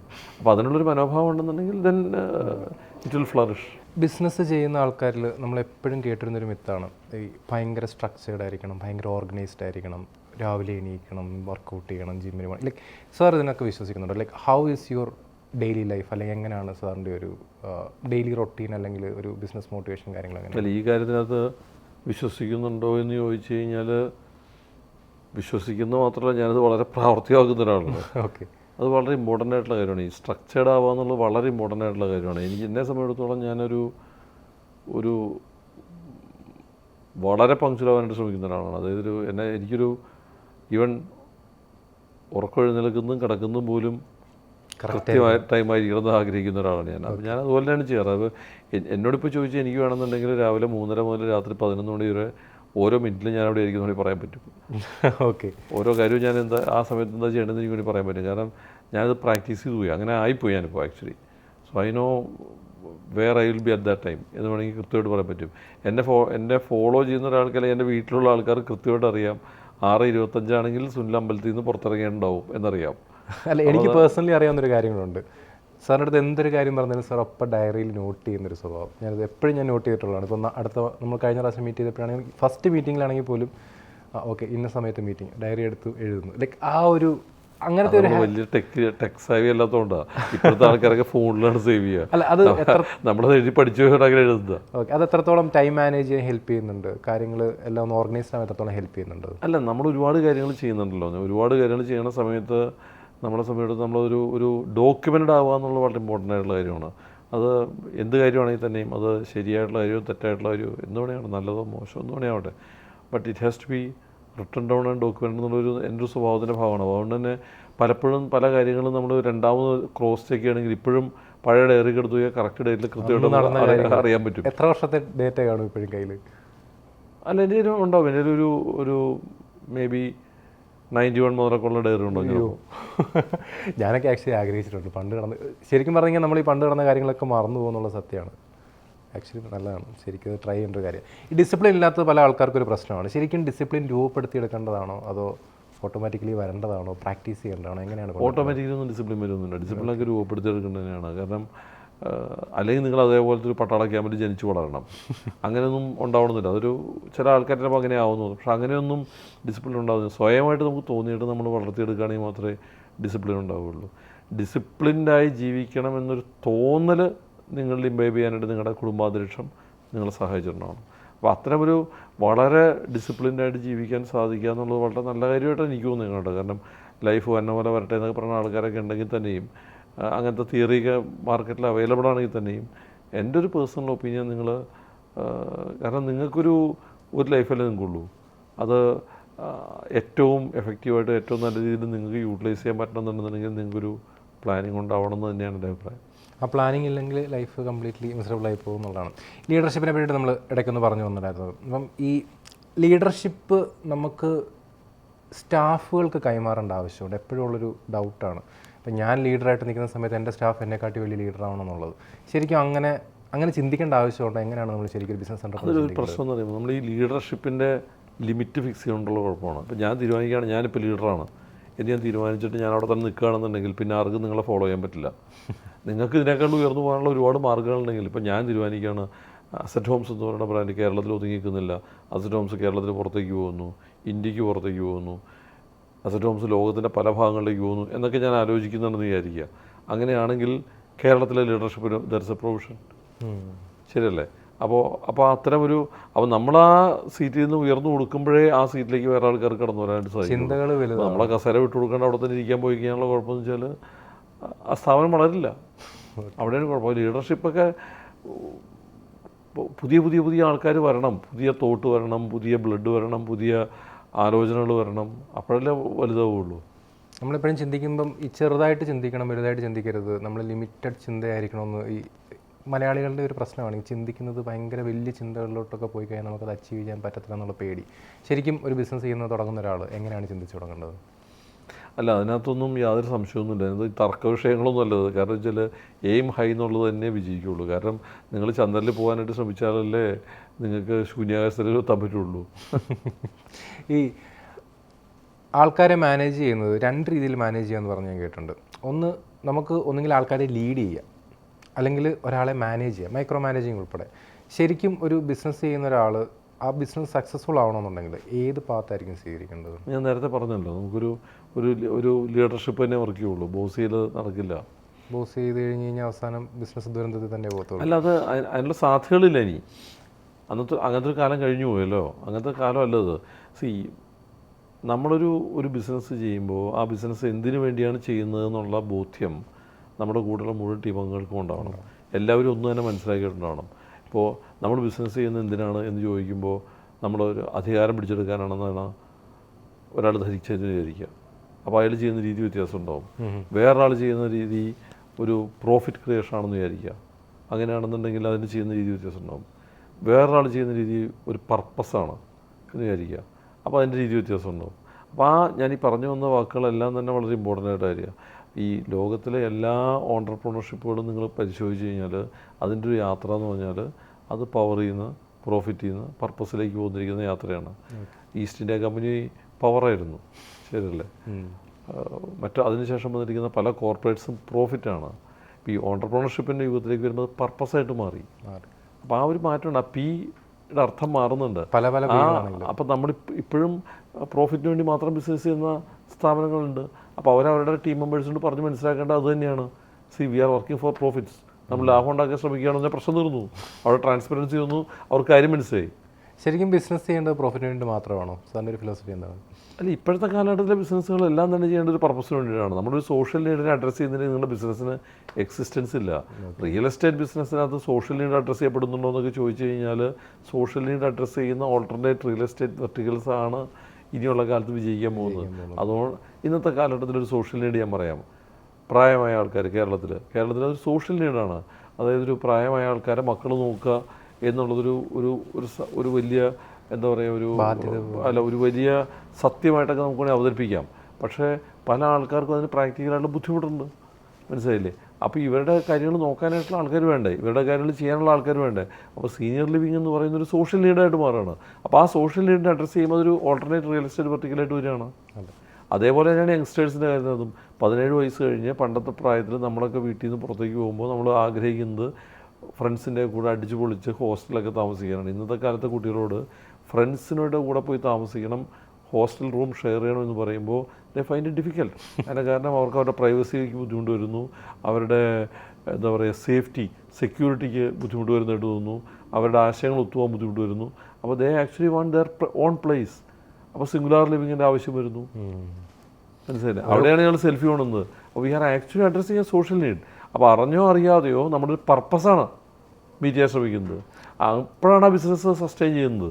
ഈ ബിസിനസ് ചെയ്യുന്ന ആൾ പ്രോബ്ലം സോൾവർ ആവണം എന്ന് പറയുന്ന ഒരു തോട്ടിനോട്, ലൈക്ക് നമ്മൾ ശരിക്കും ഒരു പ്രോബ്ലം സോൾവ് ചെയ്യുന്നത് അത് തന്നെയാണ് നമ്മൾ ചെയ്യുന്നത്. നമ്മളൊരു സോഷ്യൽ നീഡ് അഡ്രസ്സ് ചെയ്യുക എന്ന് പറഞ്ഞാൽ നമ്മളൊരു പ്രോബ്ലം സോൾവ് ചെയ്യണം.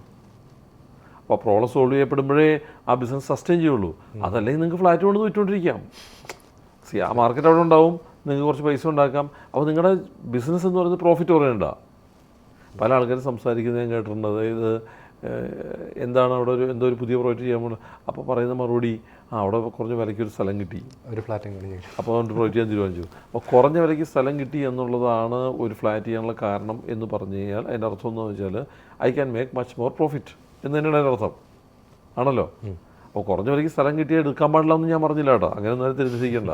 പക്ഷേ അങ്ങനെ ഒരാൾ പറയുമ്പോൾ അതിൻ്റെ പോയിൻ്റ് എന്താണെന്ന് വെച്ച് കഴിഞ്ഞാൽ അവിടെ ultimate aim is to make profit ഉള്ളി എന്നുള്ളതാണ്. വേറെ നമ്മൾ എന്തിനു സെൽഫി ചെയ്യണു എന്ന് ചോദിച്ചു കഴിഞ്ഞാൽ പ്രോഫിറ്റ് സെൽഫിയിൽ കൂടുതലാണ്. പക്ഷേ നമ്മുടെ why we are doing that project എന്ന് ചോദിച്ചാൽ അർത്ഥം we are trying to address a social need. പ്രോപ്പറായിട്ടുള്ള ഒരു പ്രോബ്ലം സോൾവിങ് അപ്രോച്ച് തന്നെ വേണം. നമ്മൾ ഇടയ്ക്ക് സിസ്റ്റം ബിൽഡിങ്ങിനെ പറ്റിയും ടീം ബിൽഡിങ്ങിനെ പറ്റിയിട്ടൊക്കെ പറഞ്ഞു. ശരിക്കും ഒരു സിസ്റ്റം ബിസിനസ്സിൽ ബിൽഡ് ചെയ്യുകയാണെന്നുണ്ടെങ്കിൽ ഏത് രീതിയിലായിരിക്കണം ബിൽഡ് ചെയ്യേണ്ടത്? ബിസിനസ്സിൻ്റെ പർപ്പസിനനുസരിച്ചും ബിസിനസ്സിൻ്റെ നീഡിനനുസരിച്ചും ആയിരിക്കണം. പക്ഷേ അത് ബിൽഡ് ചെയ്യേണ്ട ഒരു ആവശ്യകത എന്താണ് ശരിക്കും ഒരു ബിസിനസ് അല്ലെങ്കിൽ ഒരു എൻ്റർപ്രണർ? അല്ല, ഒരു ബിസിനസ്സിൽ സിസ്റ്റം ബിൽഡ് ചെയ്യേണ്ട ആവശ്യം വളരെ ഫ്ലെക്സിബിൾ ആയിരിക്കണം ഞാൻ പറയാം. ഒരിക്കലും റിജിഡായിട്ടുള്ള സിസ്റ്റം ബിൽഡ് ചെയ്ത് കഴിഞ്ഞാൽ സക്സസ് ആവില്ല. അത് മാർക്കറ്റ് നീഡ് അനുസരിച്ച് ഫ്ലെക്സിബിൾ ആയിരിക്കണം. അതായത് അതിനെ ഫ്ലെക്സിബിൾ ആക്കാനായിട്ട് പറ്റണം ടീം മെമ്പേഴ്സിന്. ഈ ഒരു സിസ്റ്റം ഉണ്ടായിക്കൊണ്ട് നിങ്ങൾ ഇങ്ങനെ വർക്ക് ചെയ്യണം എന്ന് പറഞ്ഞു കഴിഞ്ഞാൽ nobody will come and work with you. They have to create their own system. ആ സിസ്റ്റത്തിനെ മോഡിഫൈ ചെയ്ത് മാർക്കറ്റ് നീഡ് അനുസരിച്ചിട്ടും സ്റ്റാറ്റ്യൂട്ടറി ഒബ്ലിഗേഷൻസ് അനുസരിച്ചിട്ടും കസ്റ്റമറുടെ താല്പര്യങ്ങൾക്കനുസരിച്ചിട്ടും വിൽപ്പനയ്ക്ക് അനുകൂലമാകുന്ന രീതിയിലും മോഡിഫൈ ചെയ്യാനായിട്ട് നിങ്ങൾക്ക് സാധിക്കുമ്പോഴാണ് നിങ്ങളൊരു സിസ്റ്റം ഡെവലപ്പറായിട്ട് മാറുന്നത്. അല്ലെങ്കിൽ നിങ്ങൾ ബിൽഡറായിട്ട് മാത്രം നിൽക്കും. ഓക്കെ, ഒരു നോർമൽ ബിസിനസ്സിൽ നിന്ന് നമ്മളൊരു സ്ട്രക്ചർഡ് ആയിട്ടുള്ള ബിസിനസ്സിലോട്ട് മാറുമ്പം പല പ്രശ്നങ്ങളും എല്ലാവർക്കും അനുഭവപ്പെടാറുണ്ട്. ഒരു കമ്പനിയുടെ ലൈക്ക് ഞാൻ കുറച്ചുകൂടെ പ്രൊഫഷണലായിട്ട് ഞാനിപ്പം പല പേജുകളും അല്ലെങ്കിൽ പല ആൾക്കാരുടെയും ഡെസിഗ്നേഷനൊക്കെ കാണുമ്പം MD, CEO, CFO അങ്ങനത്തെ പല ഡെസിഗ്നേഷൻസും കാണുന്നുണ്ട്. ശരിക്കും ഒരു കമ്പനി സ്ട്രക്ചർ ചെയ്യുന്നത് ഡിഫിക്കൽട്ടാണോ, അതങ്ങനെ ചെയ്യേണ്ട ആവശ്യമുണ്ടോ? ലൈക്ക് ഏത് പോയിന്റിലാണ് ശരിക്കും കമ്പനി സ്ട്രക്ചർ ചെയ്യേണ്ടത്? ഞാൻ പറയുകയാണെന്നുണ്ടെങ്കിൽ കമ്പനികൾ സ്ട്രക്ചർ ചെയ്യപ്പെടേണ്ടതൊക്കെ ഡെസിഗ്നേഷൻസൊക്കെ ആൾക്കാർക്ക് തിരിച്ചറിയാൻ വേണ്ടി മാത്രമാണ്. ഒരു കമ്പനിയിൽ ഒരു ചീഫ് ഹാപ്പിനെസ് ഓഫീസർ ഉണ്ടെന്ന് വിചാരിക്കുക. ഓക്കെ, അത് ചിലപ്പോൾ പക്ഷേ അത് HR ഡിപ്പാർട്ട്മെൻറ്റിലെ ആളുടെ പേരായിരിക്കാം. അവിടെ വർക്ക് ചെയ്യുന്ന മുഴുവൻ ടീം മെമ്പേഴ്സിനും മാനസികമായിട്ടുള്ള സന്തോഷം ക്രിയേറ്റ് ചെയ്യപ്പെടാനായിട്ടുള്ള പ്രവർത്തനങ്ങളിൽ ഏർപ്പെടുന്നൊരു ഓഫീസർ ഉണ്ടെന്നുണ്ടെങ്കിൽ അതൊരു വലിയ ഇന്നോവേഷൻ അല്ലേ? ഓക്കെ, അതുപോലെ തന്നെ ചീഫ് ഇന്നോവേഷൻ ഓഫീസർ ഉണ്ടെങ്കിലോ ഇങ്ങനെ പുതിയ പുതിയ പോസ്റ്റുകൾ അപ്പോൾ അത്തരം കാലത്തിലൂടെ നമ്മളിപ്പോൾ സഞ്ചരിച്ചുകൊണ്ടിരിക്കുന്നത്. അതായത് ഞങ്ങൾ 2013 അസറ്റ് ഹോംസിലെ കസ്റ്റമർ സർവീസ് ഡിപ്പാർട്ട്മെൻറ്റ് ഞങ്ങൾ പൂട്ടിക്കളഞ്ഞു. കസ്റ്റമർ സർവീസ് ഡിപ്പാർട്ട്മെൻറ്റ് ഇല്ല ഞങ്ങൾക്ക്. അതെന്താ? കസ്റ്റമർ സർവീസ് ഡിപ്പാർട്ട്മെൻറ്റ് എന്ന് പറഞ്ഞാൽ വളരെ പഴയ ഉട്ടോപ്പിയനായിട്ടുള്ള ആശയമാണ്. കസ്റ്റമർ സർവീസ് ചെയ്യല്ലോ നമ്മൾ. Customer actually paying you money, okay then why you are saying it's a service. താക്കോൽ ദാനം എന്ന് പറഞ്ഞ പോലെ ഇപ്പോൾ പൈസ കൊടുത്ത് ഫ്ലാറ്റ് മേടിക്കുന്ന ആളോട് പറയാണ് ഞങ്ങൾ ആ താക്കോൽ ദാനം ചെയ്യുന്നു പറഞ്ഞാൽ വാട്ട് ഹി ഫീൽ.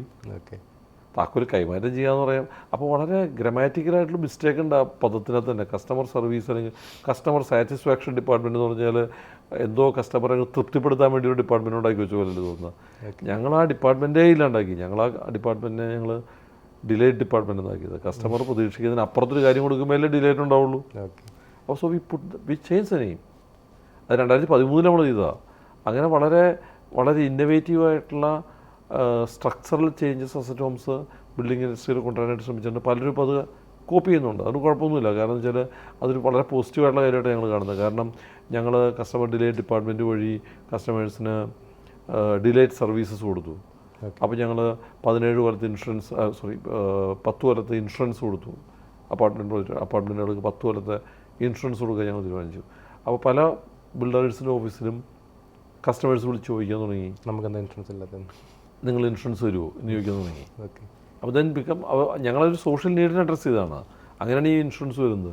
അതേപോലെ തന്നെ ഞങ്ങൾ സെൽഫി അപ്പാർട്ട്മെൻറ്റ്സുകൾ പ്രൊമോട്ട് ചെയ്തപ്പോൾ അതിനെ ബ്രാൻഡ് ചെയ്ത് പ്രൊമോട്ട് ചെയ്ത് കഴിഞ്ഞപ്പോൾ പല ബിൽഡർമാരുടെ ഓഫീസിലും ആൾക്കാർ വിളിച്ച് ചോദിക്കാനായിട്ട് എനിക്ക് അനുഭവമുണ്ട്. പലരും വിളിച്ച് ചോദിച്ചു, ഞങ്ങൾ അവിടെ വിളിച്ച് ചോദിച്ചു നിങ്ങൾക്ക് സെൽഫി ഉണ്ടോ എന്ന് ചോദിച്ചു. അപ്പോൾ ശരിക്കും ആക്ച്വലി സെൽഫി എന്ന് പറയുന്നത് ഞങ്ങളുടെ ഒരു ഓൺ പ്രൊഡക്റ്റാണ്. Okay but people are asking അതിനെ ആക്സെപ്റ്റ് ചെയ്യുന്നുള്ളൂ. മാർക്കറ്റ് അതിനെ ആക്സെപ്റ്റ് ചെയ്തിട്ടാണ് ചോദിക്കുന്നത്. ഒരു കോമ്പറ്റീഷൻ റേറ്റ് കിട്ടാൻ വേണ്ടി വേറെ ബിൽഡർ വിളിച്ച് ചോദിക്കുകയാണ് നിങ്ങൾക്ക് സെൽഫി ഉണ്ടോ എന്ന് ചോദിക്കുമ്പോൾ അതിൻ്റെ അർത്ഥം എന്ന് വെച്ചാൽ ആക്ച്വലി ആ മാർക്കറ്റ് നീഡ് വ്യക്തമായിട്ട് അവിടെ അഡ്രസ്സ് ചെയ്യപ്പെട്ടിട്ടുണ്ടെന്നുള്ളതാണ്. അഡ്രസ് ചെയ്യപ്പെടുന്ന ആൾക്കാർ അത് ഡിമാൻഡ് ചെയ്യുകയും ചെയ്യും. ഈ പണ്ട് എനിക്ക് ഓർമ്മയുണ്ട് 89, 91 സമയത്തൊക്കെ ഈ ടൈൽ ഷോപ്പുകളിൽ പോയിട്ട് ആൾക്കാർ ചോദിക്കും മറ്റേ ബെല്ലിൻ്റെ സ്പാർട്ടക് ടൈലുണ്ടോ എന്ന് ചോദിക്കും. ഓക്കെ അതായത് സെറാമിക് ടൈലിന് സ്പാർട്ടക് ടൈൽ എന്നാണ് ആൾക്കാർ പറഞ്ഞിരുന്നത്.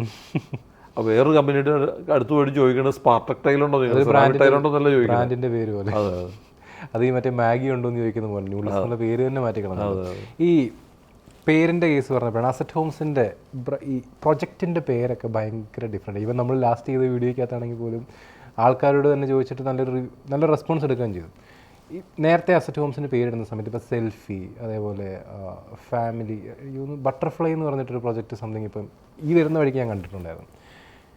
എന്താണ് ഇങ്ങനത്തെ പേര് ചൂസ് ചെയ്യാൻ കാരണം? അല്ല, നമ്മളൊരു ആസ്പിറേഷണൽ കോട്ട് എടുക്കാൻ ശ്രമിച്ചാണ്. ഇപ്പോൾ ഞങ്ങൾ കസവ് എന്ന് പറഞ്ഞ പേരിട്ടതിൻ്റെ കാരണം വെച്ചാൽ അതിൻ്റെ ഒരു ടാഗിൽ നമ്മുടെ അരിസ്റ്റോക്രാറ്റിക് വില്ലാസാണ്. അതായത് ഒരു ആഠ്യത്വമുള്ള വീടുകൾ.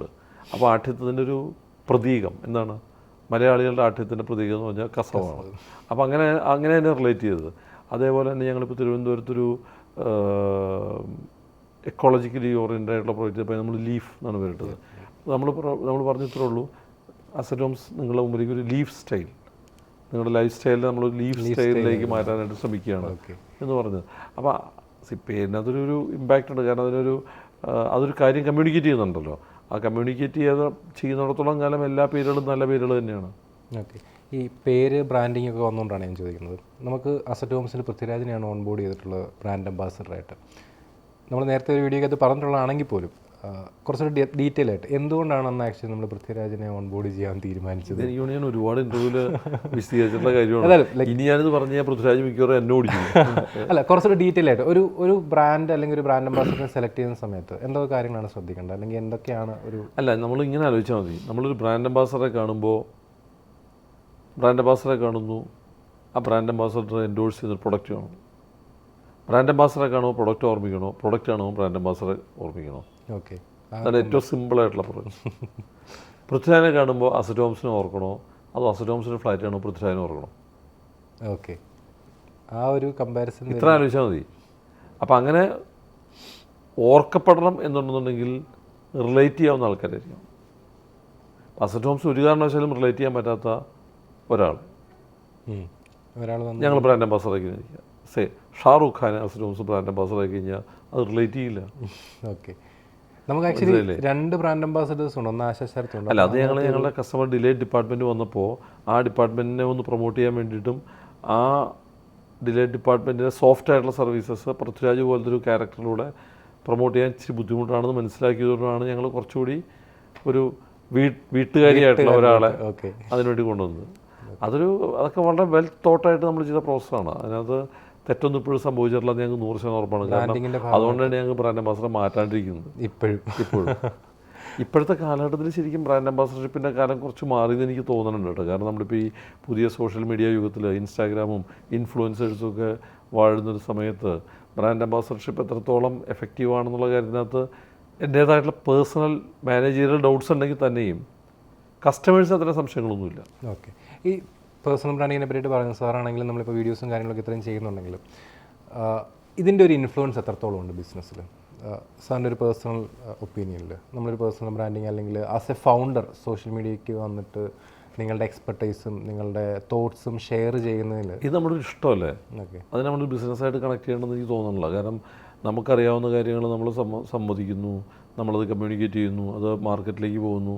ഇതെല്ലാം അതിനൊരു direct impact on your business ഉണ്ടോ എന്ന് ചോദിച്ചു കഴിഞ്ഞാൽ എനിക്ക് ഉണ്ടെന്ന് പറയാൻ പറ്റില്ല.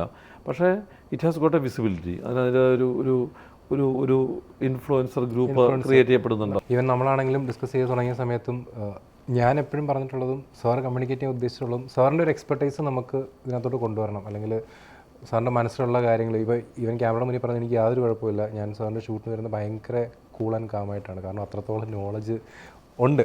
അപ്പോൾ അത് ഷെയർ ചെയ്യുന്നൊരു പ്ലാറ്റ്ഫോം എത്രത്തോളം പുറത്ത് ആൾക്കാരുടെ ഒരു അക്സെപ്റ്റൻസ് അല്ലെങ്കിൽ ആൾക്കാരുടെ ഒരു ഇൻട്രാക്ഷനിൽ എന്തെങ്കിലും വ്യത്യാസം കാര്യങ്ങളൊക്കെ തോന്നിയിട്ടുണ്ടോ? നമ്മൾ സോഷ്യലി ആക്റ്റീവായി വന്നപ്പം എന്തെങ്കിലും ഒരു വേരിയേഷനോ കാര്യങ്ങളോ? അല്ല, ഇതിപ്പോൾ ഞാൻ പറഞ്ഞില്ലേ, നമ്മളൊരു കറണ്ട് ആയിരിക്കുക എന്നുള്ള സംഭവം മാത്രമേ ഉള്ളൂ. ഇതിനകത്ത് ഇപ്പോൾ നിങ്ങളൊരു 10 കൊല്ലം മുമ്പാണെന്ന് നിങ്ങൾക്ക് സോഷ്യൽ മീഡിയയിൽ ആക്റ്റീവ് ആകാൻ പറ്റില്ലല്ലോ. അതെ. അപ്പോൾ ഇത് എത്രത്തോളം നാൾ ഇത് ശരിയായിരിക്കും എന്ന് നമുക്കറിയാൻ പാടില്ല.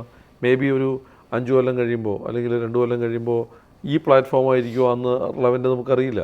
അപ്പോൾ നമ്മൾ കറണ്ട് ആയിരിക്കുക, റിലവൻ്റ് ആയിരിക്കുക എന്നുള്ളൊരു തോട്ട് പ്രോസസ്സിൻ്റെ ഭാഗമായിട്ടായിരിക്കാം നമ്മളിങ്ങനെ ചെയ്യുന്നത്. ഇതൊക്കെ പറയുമ്പോഴും ഞാൻ കാണിക്കേണ്ട ഒരു കാര്യമുണ്ട്. റിയൽ എസ്റ്റേറ്റ് ഇത് സാർ ആക്ച്വലി ഇപ്പോൾ പബ്ലിഷ് ചെയ്തിട്ടുള്ളൊരു ബുക്കാണ്. ഇതിൻ്റെ ആദ്യം കുറച്ച് ഞാൻ ഇങ്ങനെ വായിച്ചു നോക്കിയായിരുന്നു. അപ്പോൾ അതിനകത്തിൽ ഈ ഒരു റീലിൽ കൂടെ കമ്മ്യൂണിക്കേറ്റ് ചെയ്യുന്ന പല കാര്യങ്ങളും മിസ്കമ്മ്യൂണിക്കേറ്റ് ആവുന്നുണ്ട്, അത് മൊത്തത്തിൽ ആൾക്കാരോട്ട് എത്തുന്നില്ല എന്ന് പറഞ്ഞിട്ട് പല റീലുകൾ നമ്മൾ ചെയ്തിട്ടുള്ള പല റീലുകളുടെയും ഒരു ഫുൾ വേർഷനാണ്. എനിക്ക് തോന്നുന്നു സാറിൻ്റെ അടുത്ത് പറഞ്ഞു എന്തിനാണ് ആക്ച്വലി ഈ ഒരു ബുക്ക് നമ്മൾ പക്ഷേ പബ്ലിഷ് ചെയ്തത്? ഇതെന്താ അറിയോ, ഈ നമ്മുടെ ഈ റീലുകൾ പബ്ലിഷ് ചെയ്ത് തുടങ്ങിയപ്പോൾ എനിക്കിതിൻ്റെ കമൻറ്റ് ബോക്സോ അങ്ങനത്തെ കാര്യങ്ങളൊന്നും ഞാൻ നോക്കാറൊന്നുണ്ടായിരുന്നില്ല. അപ്പോൾ സുനിൽ തന്നെയാണ് എന്നോട് സംബന്ധിച്ച് ഇതിൻ്റെ കമൻറ്റ് ബോക്സൊക്കെ ഒന്ന് വായിച്ചു നോക്കണം. അപ്പോൾ ഞാൻ അതിൻ്റെ കമൻറ്റ് ബോക്സ് വായിച്ചു നോക്കിയപ്പോൾ സത്യത്തിൽ ഞാൻ ഉദ്ദേശിക്കാത്ത കാര്യങ്ങളൊക്കെ അതിനകത്ത് ആൾക്കാർ എഴുതി വെച്ചിട്ടുണ്ട്. ഓരോരുത്തരും ഓരോ രീതിയില്ല. ആദ്യത്തെ ഒരു സെൻറ്റൻസ് മാത്രം കേട്ട് റെസ്പോണ്ട് ചെയ്യുന്ന ആൾക്കാരും ഉണ്ട്. അല്ല, അപ്പോൾ അതിനകത്ത് മിസ്കമ്മ്യൂണിക്കേറ്റ് എന്നുള്ള വാക്ക് ഞാൻ പറഞ്ഞിട്ടില്ല കേട്ടോ. മിസ്കമ്മ്യൂണിക്കേഷൻ അല്ല, അത് ആൾക്കാർ ഇൻറ്റർപ്രറ്റ് ചെയ്തിരിക്കുന്നത് വേറെ രീതിയിലൊക്കെയാണ്. അപ്പോൾ നമ്മൾ കാണാത്ത അർത്ഥങ്ങളൊക്കെ ആൾക്കാർ പറയാൻ തുടങ്ങി, ഒരിക്കലും ചിന്തിക്കാത്ത കാര്യങ്ങൾ. അതെ. അപ്പോൾ അങ്ങനെയൊന്നും നമ്മളാരും ചിന്തിച്ചിട്ടൊന്നുമില്ല. ഞാൻ ഇതിനകത്ത് ചില ആൾക്കാർ എഴുതിയിരിക്കുന്ന കമൻറ്റുകളൊക്കെ സ്ഥിരമായിട്ട് കമൻറ്റ് എഴുതുന്ന ഒരാളുണ്ട്. അയാൾ എനിക്ക് തോന്നുന്നു എല്ലാ പ്രാവശ്യവും ഇതിനൊക്കെ വലിയ ബൗദ്ധിക തലങ്ങളൊക്കെ കണ്ടെത്തി എഴുതുന്ന ആളൊക്കെ ഉണ്ട്. അപ്പോൾ ഇതൊന്നും നമ്മുടെ ഒന്നും ചിന്തയിൽ വരിക പോലും ചെയ്തില്ല. നമ്മുടെ കാര്യം പ്ലെയിനായിട്ട് പറയുക മാത്രമേ ഉണ്ടാവുള്ളൂ. പക്ഷെ അത് അങ്ങനെയൊക്കെ ആലോചിക്കുകയും അങ്ങനെയൊക്കെ ഒരു തലം അതിനുണ്ടെന്ന് മനസ്സിലാക്കിയൊക്കെ ആൾക്കാർ ചെയ്തപ്പോൾ എനിക്ക് തോന്നിയെന്ന് വെച്ചാൽ എന്താണ് നമ്മൾ പറയാനായിട്ട് ആഗ്രഹിച്ച കാര്യം എന്നൊന്ന് വിശദമാക്കണം എന്ന് തോന്നി. അത് മറ്റേതിനോടുള്ള എതിർപ്പൊന്നും ഉണ്ടായിട്ടൊന്നുമല്ല, അങ്ങനെ ആൾക്കാർക്ക് ചിന്തിക്കാനുള്ള വഴികളൊക്കെ ഉണ്ട്. ഈ കുഞ്ഞുണ്ണി മാഷിൻ്റെ കവിതകളെ പറ്റിയിട്ട് ഇത്തരമൊരു ഇതുണ്ട്. കാരണം മലയാളത്തിൽ അല്ലെങ്കിൽ ചിലപ്പോൾ ലോക ചരിത്രത്തിൽ ആദ്യമായിട്ട് റീലുകൾ കവിതയായിട്ട് എഴുതിയത് അദ്ദേഹമായിരിക്കും. കാരണം കുഞ്ഞുണ്ണി മാഷിൻ്റെ കവിത 2 വരിയും ഉണ്ടാവുള്ളൂ, അല്ലെങ്കിൽ 3 വരിയും ഉണ്ടാവുള്ളൂ. ആ 3 വരിൽ അദ്ദേഹം പറഞ്ഞ കാര്യമെന്ന് പറയുന്നത് അദ്ദേഹം പറയാൻ ഉദ്ദേശിച്ച കാര്യത്തിന് അപ്പുറത്തുള്ള കാര്യങ്ങളൊക്കെ പല ആൾക്കാരും ഇൻ്റർപ്രറ്റ് ചെയ്തിട്ടുണ്ട്. പല മഹാകാവ്യങ്ങളിലും കൊടുത്തേക്കുന്ന സന്ദേശം ഇദ്ദേഹത്തിന് 2 വരിലുണ്ട്. മനസ്സിലായില്ലേ? അപ്പോൾ ആ 2 വരിയിൽ കാര്യങ്ങൾ പറയുക എന്നുള്ള ഒരു കാര്യം നമ്മുടെ മുമ്പിൽ കാണിച്ചു തന്നത് കുഞ്ഞുണ്ണി മാഷാണ്. അപ്പോൾ കുഞ്ഞുണ്ണി മാഷിൻ്റെ കവിതകളുടെ ഡിജിറ്റൽ രൂപാന്തരമാണ് ശരിക്കും പറഞ്ഞാൽ ഇന്നത്തെ റീലുകൾ. കാരണം വളരെ ചെറിയ ക്രിസ്പായിട്ട്, അല്ല ഇങ്ങനെയൊന്നുമല്ല, നമ്മളൊന്നും ചെയ്യുന്ന പോലെയൊന്നുമല്ല. ചില റീലുകളൊക്കെ കണ്ടു കഴിഞ്ഞാൽ അതിൻ്റെ ഫോളോവേഴ്സും അതിൻ്റെ ലൈക്കും എല്ലാം കാണുന്നത് ആൾക്കാർ അതിൻ്റെയൊക്കെ അർത്ഥങ്ങൾ വല്ലാതെ ആലോചിച്ചുണ്ടാക്കിയിട്ടാണ്.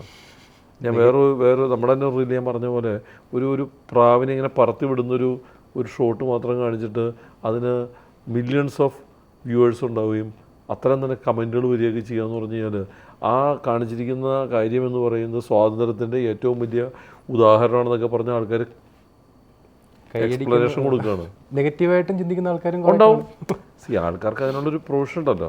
അപ്പോൾ വാട്ട് ഐ തോട്ട് ഈസ് ആ റീലുകൾ എന്താണ് പറയാനായിട്ട് ഉദ്ദേശിച്ചതെന്നുള്ള കാര്യം അതിനൊന്ന് വലുതായി കാണിക്കാനായിട്ടുള്ള ശ്രമം നടത്തിയാണ് ആ പുസ്തകത്തിലൂടെ. ഇത് സാറിൻ്റെ സ്ഥിരം ഓഡിയൻസ്, ഒരു വലിയ ഓഡിയൻസ് ഫേസ്ബുക്കിലും ഇൻസ്റ്റാഗ്രാമിലും ഒക്കെ ഉണ്ട്.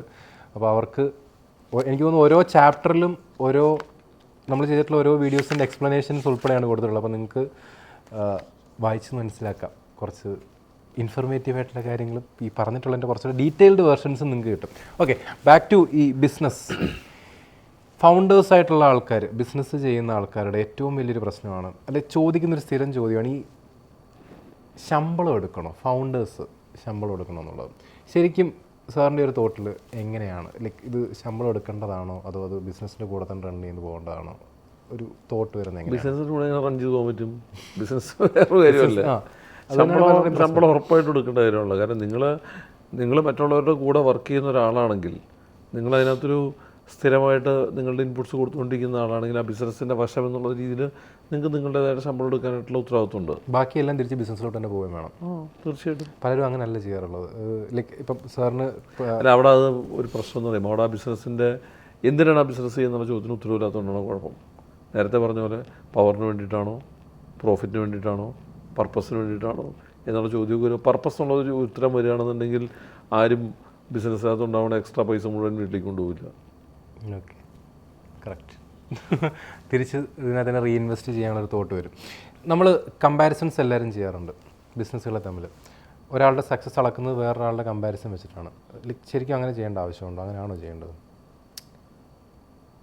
അങ്ങനെ ചെയ്യാറുണ്ടോ? എനിക്ക് അങ്ങനെ തോന്നിയിട്ടില്ല. നമ്മുടെ സക്സസ് ഇപ്പം എൻ്റെ കോമ്പറ്റീറ്റർ ഇത്രയായിട്ടുണ്ട്, അല്ലെങ്കിൽ നമ്മൾ കോമ്പറ്റീറ്റേഴ്സിനെ വെച്ച് അല്ല, ഒരു ഡയറക്റ്റ് കോമ്പറ്റീഷനുള്ള മാർക്കറ്റിൽ ചിലപ്പോൾ അങ്ങനെ ഉണ്ടാവുമായിരിക്കും. ഒരാൾ പ്രിഡോമിനൻ്റായിട്ട് ഫുള്ളായിട്ടുള്ളൊരു ഒറ്റയ്ക്ക് ചെയ്തുകൊണ്ടിരിക്കുന്ന ഒരു ബിസിനസ്സിനകത്ത് വേറൊരാൾ വന്നിട്ട് ആ ബിസിനസ് വേറൊരു ആസ്പെക്റ്റിൽ വളർത്തി വലുതാക്കി ആ ബിസിനസ് കൊണ്ടുപോയി എന്നൊക്കെ പറയുമ്പോൾ ചിലപ്പോൾ ഒരു പക്ഷേ അതിനകത്തൊരു സ്റ്റോറി ഉണ്ടാവുമായിരിക്കും. പക്ഷേ ഇതൊരു ഡെമോക്രസി പോലെ തന്നെയാണേ. കാരണം ഇതിൻ്റെ ഒരു സൗന്ദര്യം എന്ന് പറയുന്നത് കോമ്പീറ്റ് ചെയ്യാനായിട്ടുള്ള ആളുണ്ടാവുക എന്നുള്ളതും കൂടിയാണ്. നിങ്ങൾക്ക് കോമ്പീറ്റ് ചെയ്യാനുള്ള ഒരാളില്ലാന്നുണ്ടെങ്കിൽ ബിസിനസ് വളർത്താനും ബുദ്ധിമുട്ടാണ്. കാരണം നിങ്ങൾക്ക് അങ്ങനെ വേറെ കോമ്പറ്റീഷനൊന്നുമില്ല. നിങ്ങൾ സുഖമായിട്ട് ബിസിനസ് ചെയ്തുകൊണ്ടിരിക്കുകയാണ്. നിങ്ങളുടെ ബിസിനസ് അങ്ങനെ സ്കെയിലപ്പ് ആവും നിങ്ങൾക്ക് തോന്നണേ തെറ്റാ. പലപ്പോഴും വിജയികൾക്ക് കൈയടി കിട്ടുന്നത് തോൽക്കാൻ ഒരാളുണ്ടായതുകൊണ്ടാണ്. കറക്റ്റ്. വിജയികൾക്ക് കൈയടി കിട്ടുന്നത് പലപ്പോഴും തോൽക്കാനായിട്ട് ഒരാളുള്ളതുകൊണ്ട് തന്നെയാണ്. ഇപ്പോൾ നമ്മൾ ഓട്ട മത്സരം നടത്തുമ്പോൾ ഒരാൾ ജയിക്കുകയും അയാൾക്ക് സ്വർണ്ണ മെഡൽ കിട്ടുകയും ചെയ്യുമ്പോൾ വെള്ളി മെഡൽ മേടിക്കാനും ബ്രോൺസ് മെഡൽ മേടിക്കാനും ആൾക്കാരുണ്ടായിരുന്നുകൊണ്ടാണല്ലോ ആ മത്സരം നടന്നത്. അപ്പോൾ അതുകൊണ്ടത് വളരെ ജെനുവിനായിട്ടുള്ള കോമ്പറ്റീഷൻ കൊണ്ടാവുകൊണ്ട് യാതൊരു കുഴപ്പമില്ല. നമുക്ക് ചിലപ്പോൾ ഒട്ടുമുടലേ കിട്ടുള്ളായിരിക്കും. But participating in a competition is always good. Okay, നമ്മുടെ റീലുകളിൽ ഏറ്റവും കൂടുതൽ ആൾക്കാരുടെ ഒരു എൻഗേജ്മെൻറ്റും വാക്തർക്കങ്ങളും ഉണ്ടായിട്ടുള്ളൊരു ടോപ്പിക്കാണ് പാർട്ട്ണർഷിപ്പ് ബിസിനസ്. ശരിക്കും പാർട്ട്ണർഷിപ്പ് ബിസിനസ് ചെയ്യേണ്ട ആവശ്യമുണ്ടോ? ഞാൻ ഒറ്റയ്ക്ക് ചെയ്താൽ പോരെ, എനിക്കൊരു പാർട്ട്ണറിനെ എടുക്കേണ്ട ആവശ്യമുണ്ടോ? സാറിൻ്റെ ഒരു തോട്ട് എന്താണ്? ആ വാക്കിൻ്റെ അർത്ഥത്തിനെ ഡിഫൈൻ ചെയ്യാനുള്ള കുഴപ്പമാണ് ഇതിനകത്തുള്ളത്. നമ്മൾ ആക്ച്വലി ചെയ്യുന്നത് എന്ത് ബിസിനസ് ഒറ്റയ്ക്ക് ഈ പ്രൊപ്പറേറ്റർഷിപ്പും പാർട്ട്ണർഷിപ്പൊക്കെ ടെക്നിക്കലി കമ്പനി സെക്രട്ടറിയോ അല്ലെങ്കിൽ രജിസ്ട്രാർ ഓഫ് കമ്പനീസിലോ അല്ലെങ്കിൽ ഗവൺമെൻറ്റിനകത്ത് പേര് രജിസ്റ്റർ ചെയ്യുന്ന സമയത്തൊക്കെ മാത്രം ഉപയോഗിക്കപ്പെടേണ്ട വാക്കുകളാണ്. എല്ലാവരും ചെയ്യുന്ന ബിസിനസ്സിൽ പാർട്ട്ണർഷിപ്പാണ്.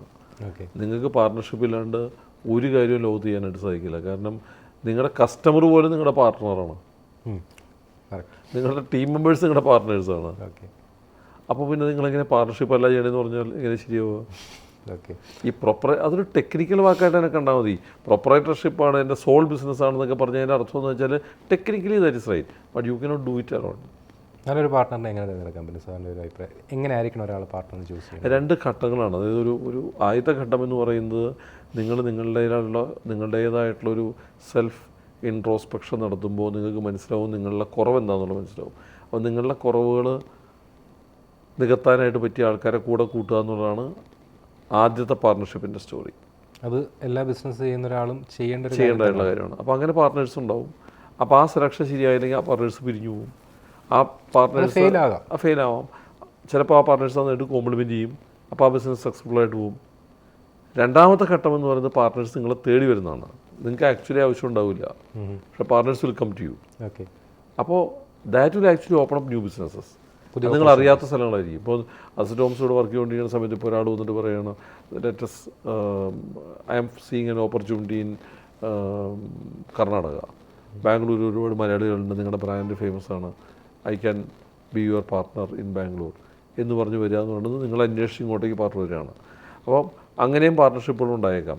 അപ്പോൾ എല്ലാ പാർട്ട്ണർഷിപ്പിൻ്റെയും ആത്യന്തികമായിട്ടുള്ള ലക്ഷ്യമെന്ന് പറയുന്നത് ബിസിനസ്സിൻ്റെ സ്കെയിലിംഗ് അപ്പും പ്രോഫിറ്റബിലിറ്റി ക്രിയേഷനും ബ്രാൻഡ് വലുതാകലുമാണെന്നുണ്ടെങ്കിൽ കുഴപ്പമൊന്നുമില്ല. End of the day partnership fail ആവുന്നതിൻ്റെ ഒരു ഏറ്റവും കൂടുതൽ പാർട്ട്ണർഷിപ്പ് ഫെയിൽ ആയിട്ട് കണ്ടുള്ള റീസൺ എന്തായിരിക്കും? ഷെയർഡ് വിഷൻ ഇല്ലാത്തതുകൊണ്ട് തന്നെയാണ്. രണ്ട് വാല്യൂസ്, രണ്ടുപേരുടെയും വിഷൻ മാറിപ്പോകുന്നതുകൊണ്ടാണ്. രണ്ടുപേരുടെയും ലക്ഷ്യം ഒന്നാണെന്നുണ്ടെങ്കിൽ കുഴപ്പമൊന്നും ഉണ്ടാവില്ല. ഓക്കെ, അത് എല്ലാ പാർട്ട്ണർഷിപ്പിൻ്റെയും അടിസ്ഥാനപരമായിട്ടുള്ള വേർപിരിയലിൻ്റെ പ്രധാനപ്പെട്ട കാരണം എന്ന് പറയുന്നത് വിഷനിലുണ്ടാകുന്ന വ്യത്യാസം കൊണ്ടാണ്. പലരും ബിസിനസ് നോക്കിക്കാണുന്ന ഷോർട്ട് ടൈം ഗെയിന് വേണ്ടിയിട്ടും ഇമ്മീഡിയറ്റ് റിസൾട്ട്സിന് വേണ്ടിയിട്ടും ചിലർ ലോങ് ടൈം ആസ്പിറേഷൻസ് ആയിട്ടൊക്കെ ആയിരിക്കും. അപ്പോൾ അങ്ങനെയൊക്കെ വരുമ്പോൾ അത് മാച്ച് ചെയ്യില്ല. ഇതിൻ്റെ ഒരു സക്സസ് ഫോർമുല എന്ന് തോന്നിയിട്ടുള്ള ഒരു ഫാക്ടർ പറയാൻ പറഞ്ഞാൽ എന്തായിരിക്കും പറയുന്നത്? പാർട്ണർഷിപ്പ് ബിസിനസ്സിൻ്റെ ഒരു ഫാക്ടർ. പാർട്ണർഷിപ്പ് ബിസിനസ്സിൽ സക്സസ് ഫോർമുല എന്ന് പറയുന്നതിനെക്കാട്ടും നന്നായിട്ട് നീ പറയുമ്പോൾ സക്സസ് റേഷ്യോ കൂട്ടാനായിട്ട് എന്ത് ചെയ്യണം എന്നുള്ള വേണ്ടി പറയാം. സക്സസ് റേഷ്യോ കൂട്ടണമെങ്കിൽ നിങ്ങൾ കൂടുതൽ പാർട്ട്നേഴ്സായിട്ട് ഇടപെട്ടുകൊണ്ടിരിക്കണം. പല ആൾക്കാരെ ട്രൈ ചെയ്യുക എന്നുള്ളതാണ്. അപ്പോൾ അത് വളരെ കുറച്ച് ഫെയിൽ ആവുള്ളൂ. അപ്പോൾ നിങ്ങളുടെ സക്സസ് റേഷ്യോ കൂടുതലാണെന്നോട് പറയാം. ഓരോന്ന് ചെയ്യുമ്പോഴും ഞാനിപ്പോൾ ഒരു വളരെ എളുപ്പത്തിൽ പറയുന്നത് വിചാരിക്കും, അസറ്റ് ഹോംസ് ഇപ്പോൾ 124ാമത്തെ പ്രോജക്റ്റ് ആയപ്പോൾ അതിനകത്ത് ഏകദേശം 14 പ്രോജക്റ്റിനടുത്തുള്ളൂ ഞങ്ങളുടെ ഓൺ ലാൻഡിൽ ഞങ്ങൾ ചെയ്ത പ്രോജക്റ്റുകൾ. ബാക്കി 110 പ്രോജക്റ്റ് ഞങ്ങൾ പാർട്ട്നേഴ്സായിട്ട് ചെയ്തത്, ജോയിൻറ്റ് ഡെവലപ്മെൻ്റ് ആയിട്ടാണ്, ജോയിൻറ്റ് പാർട്ട്നേഴ്സായിട്ടാണ് ചെയ്തത്. ഈ 110 ലാൻഡിനകത്തും ചിലപ്പോൾ പക്ഷേ 2, 3, 4 ഓണർമാരുണ്ടാവും. അപ്പോൾ 100-300 ആൾക്കാരായിട്ട് ഞങ്ങൾ ജോയിൻ വെഞ്ചർ ചെയ്യണമെന്ന് വേണമെങ്കിൽ പറയാം. അല്ലെങ്കിൽ 100-300 ലാൻഡ് ലോഡ്സായിട്ട് ഞങ്ങൾ ബിസിനസ് ചെയ്യാം. അപ്പോൾ നമ്മൾ എന്തായാലും ഇത് ഗെയിൻ ചെയ്തെന്ന് ചോദിച്ചു കഴിഞ്ഞാൽ we gain a lot to do how to do a proper join venture business നമ്മൾ പഠിച്ചു എന്ന് വേണമെങ്കിൽ പറയാം. ഓക്കെ, അതുകൊണ്ട് തന്നെയാണ് ഞങ്ങൾക്ക് ലിറ്റിഗേഷൻസ് ഒന്നും ഇല്ലാത്തത്. ഞങ്ങൾക്കൊരു ജോയിൻ വെഞ്ചർ പാർട്ട്ണറായിട്ട് ഒരു ലിറ്റിഗേഷനും ഇല്ല. ഇല്ലാത്തതിൻ്റെ കാരണം എന്താണെന്ന് വെച്ച് കഴിഞ്ഞാൽ നമ്മളതെങ്ങനെ ചെയ്യേണ്ടതെന്നുള്ളത് മനസ്സിലാക്കിയതുകൊണ്ടാണ്. ഞാൻ പലപ്പോഴും മനസ്സിലാക്കിയിട്ട് പലർക്കും ഈ ജോയിൻ മെമ്പർഷിപ്പ് പാർട്ണർഷിപ്പിലെന്നൊക്കെ പറയുന്ന സമയത്ത് പേടിയാണ്. എൻ്റെ പൈസ പോവുമോ, ഞാൻ നഷ്ടത്തിലാവുമോ, അവർ പറ്റിച്ചിട്ട് പോകുമോ എന്നൊക്കെ ഉള്ളത്. ഒരു പരിധി വരെ ഇതിനെപ്പറ്റി ഡീറ്റെയിൽ ആയിട്ട് അറിഞ്ഞാൽ മാത്രമേ നിങ്ങൾക്ക് ഇറങ്ങാൻ പറ്റത്തുള്ളൂ? അതോ ആളെ മനസ്സിലാക്കിയിട്ടാണോ ചെയ്യേണ്ടത്? അതോ നീഡ് മനസ്സിലാക്കി? അല്ല, അത് ഒരു കാര്യം മനസ്സിലാക്കേണ്ടതെന്ന് വെച്ചാൽ ഒരു കൈ കൊട്ടുമ്പോൾ ശബ്ദം ഉണ്ടാവണം, ഈ 2 കൈയും വേണ്ടേ. ഒരു കൈ കൊണ്ട് മാത്രം ശബ്ദം ഉണ്ടാവില്ലല്ലോ. അപ്പോൾ രണ്ടുപേരും പരസ്പരം അറിഞ്ഞിരിക്കണം. അതായത് ഒരു കല്യാണം നടത്തുന്ന പോലെയൊക്കെയാണ് ജോയിൻ വെഞ്ചർ എന്ന് പറഞ്ഞു കഴിഞ്ഞാൽ. അപ്പോൾ ലാൻഡ് ലോഡും കൃത്യമായിട്ട് ബിൽഡറെ മനസ്സിലാക്കിയിട്ടുണ്ട്, ബിൽഡറും കൃത്യമായിട്ട് ലാൻഡ് ലോഡെ മനസ്സിലാക്കിയിട്ടുണ്ട്. ഇല്ലെന്നുണ്ടെങ്കിൽ പ്രശ്നങ്ങളുണ്ടാവും. ഓക്കെ, നമുക്ക് കേരള റിയൽ എസ്റ്റേറ്റോടൊന്ന് തിരിച്ചു വരാം.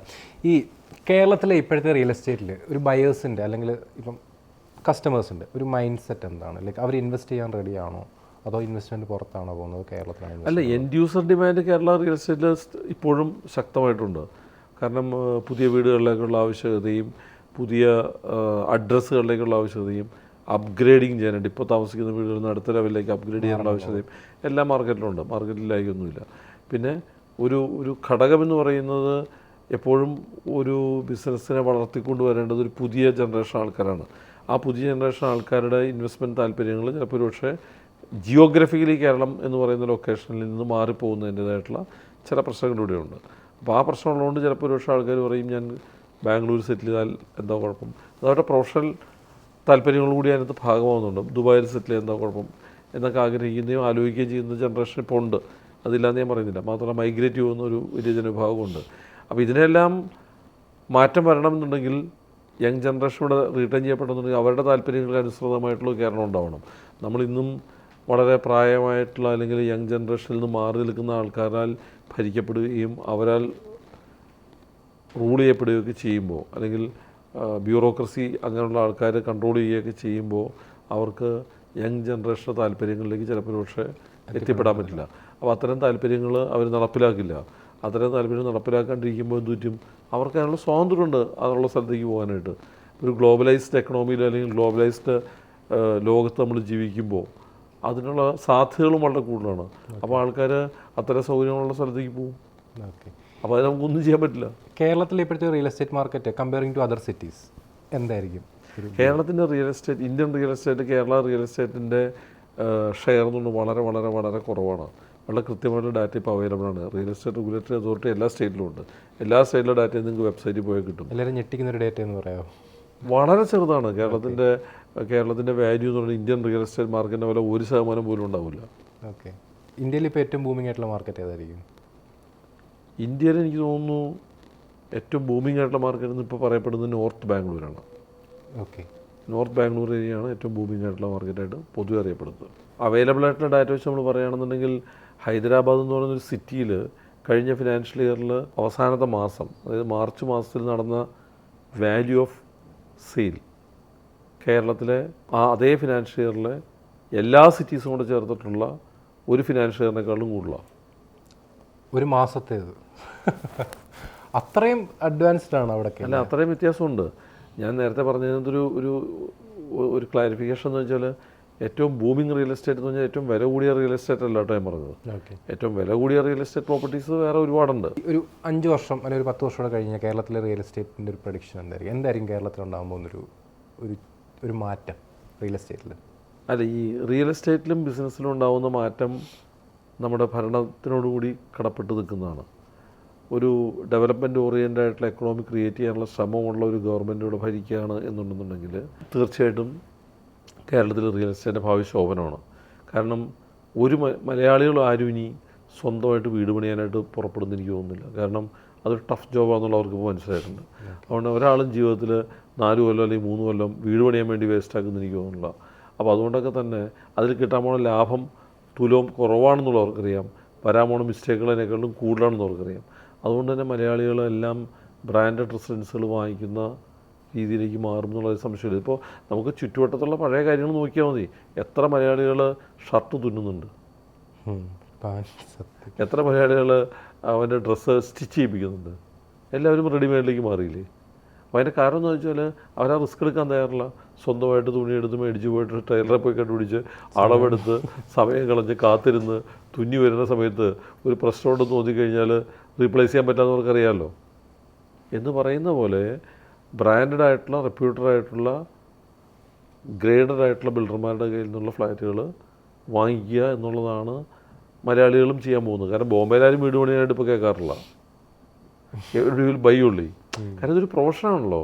ഇത് വളരെ പ്രൊഫഷണലായിട്ടും ടെക്നിക്കലി കറക്റ്റായിട്ടും ലീഗലി കറക്റ്റായിട്ടും ചെയ്യേണ്ട ഒരു ജോലിയാണ്. ആ ജോലി ചെയ്യാനായിട്ടുള്ള നല്ല ബ്രാൻഡുകളുണ്ടെങ്കിൽ ആ ബ്രാൻഡുകളുടെ മൂല്യം കൊടുത്ത് വാങ്ങിക്കുക. അതിലേക്ക് കാലം മാറും. ഇപ്പോൾ കേരളത്തിലെ റിയൽ എസ്റ്റേറ്റിൽ ഏറ്റവും കൂടുതൽ ബൂമിംഗ് ആയിട്ടുള്ളൊരു ഏരിയ എന്ന് പറഞ്ഞാൽ ഏതായിരിക്കും? ലൈക്ക് ഏറ്റവും ബൂമിംഗ് കൊണ്ട് ഉദ്ദേശിക്കുന്നത് ഡെവലപ്മെൻറ്റ് അല്ല, എറണാകുളം തന്നെയാണ് കേരളത്തിലെ റിയൽ എസ്റ്റേറ്റിൽ ഏറ്റവും ബൂമിംഗ് ആയിട്ടുള്ള ഏരിയ. കൂടുതൽ പ്രോജക്റ്റുകൾ വന്നവരുടെ എണ്ണം എടുക്കുമ്പോൾ ഒരു ടൈം പീരീഡിൽ തിരുവനന്തപുരം മുമ്പിലാണെന്ന് വേണമെങ്കിൽ പറയാമായിരുന്നു.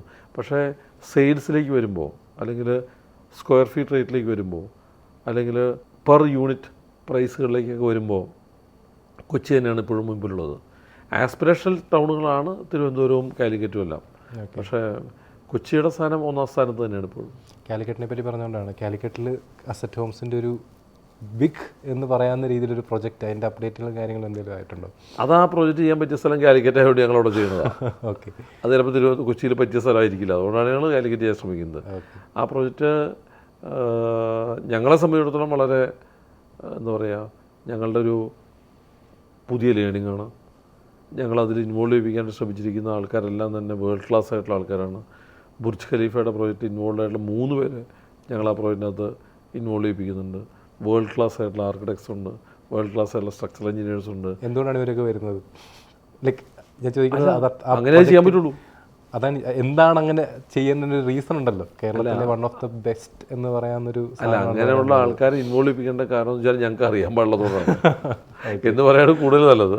പക്ഷേ എന്നിരുന്നാൽ പോലും ഞങ്ങൾ ശ്രമിക്കുന്നത് കേരളത്തിലെ ഏറ്റവും ഉയരമുള്ള ബിൽഡിംഗ് ചെയ്യാനാണ്. ഓക്കെ. അപ്പോൾ അത് ചെയ്യാൻ ശ്രമിക്കുമ്പോൾ അതിന് അതിൻ്റേതായിട്ടുള്ളൊരു ബാക്ക് വർക്ക് വേണമല്ലോ. നമ്മൾ ഒരു ദിവസം രാവിലെ എഴുന്നേറ്റ് അങ്ങ് പ്രൊജക്റ്റ് ചെയ്തേക്കാൻ തീരുമാനിച്ചിട്ട് അങ്ങ് പോയി ചെയ്യാൻ പറ്റുന്ന കാര്യമല്ല. ഞങ്ങൾക്ക് അതിനുള്ള ധൈര്യം ഉണ്ടായിരുന്നില്ല എന്നുള്ള പ്രശ്നം. അതുകൊണ്ട് തന്നെ കഴിഞ്ഞൊരു വർഷമായിട്ട് ഞങ്ങൾ അതിനുള്ളൊരു പ്രിപ്പറേഷനിലായിരുന്നു. കൃത്യമായിട്ടുള്ള പ്രിപ്പറേഷൻ നമ്മൾ വെച്ചിട്ടുണ്ട്, കൃത്യമായിട്ടുള്ള ഹോംവർക്ക് നമ്മൾ ചെയ്തിട്ടുണ്ട്, കൃത്യമായിട്ടുള്ള ആൾക്കാരെ നമ്മളതിന് ഇൻവോൾവ് ചെയ്യിപ്പിച്ചിട്ടുണ്ട്. ആ പ്രോജക്റ്റ് ഇമ്മീഡിയറ്റ് ആയിട്ട് മാർക്കറ്റിലേക്ക് വരും. കേരളത്തിലെ ഏറ്റവും വലിയ ബിൽഡിംഗ് ആയിരിക്കും അത്.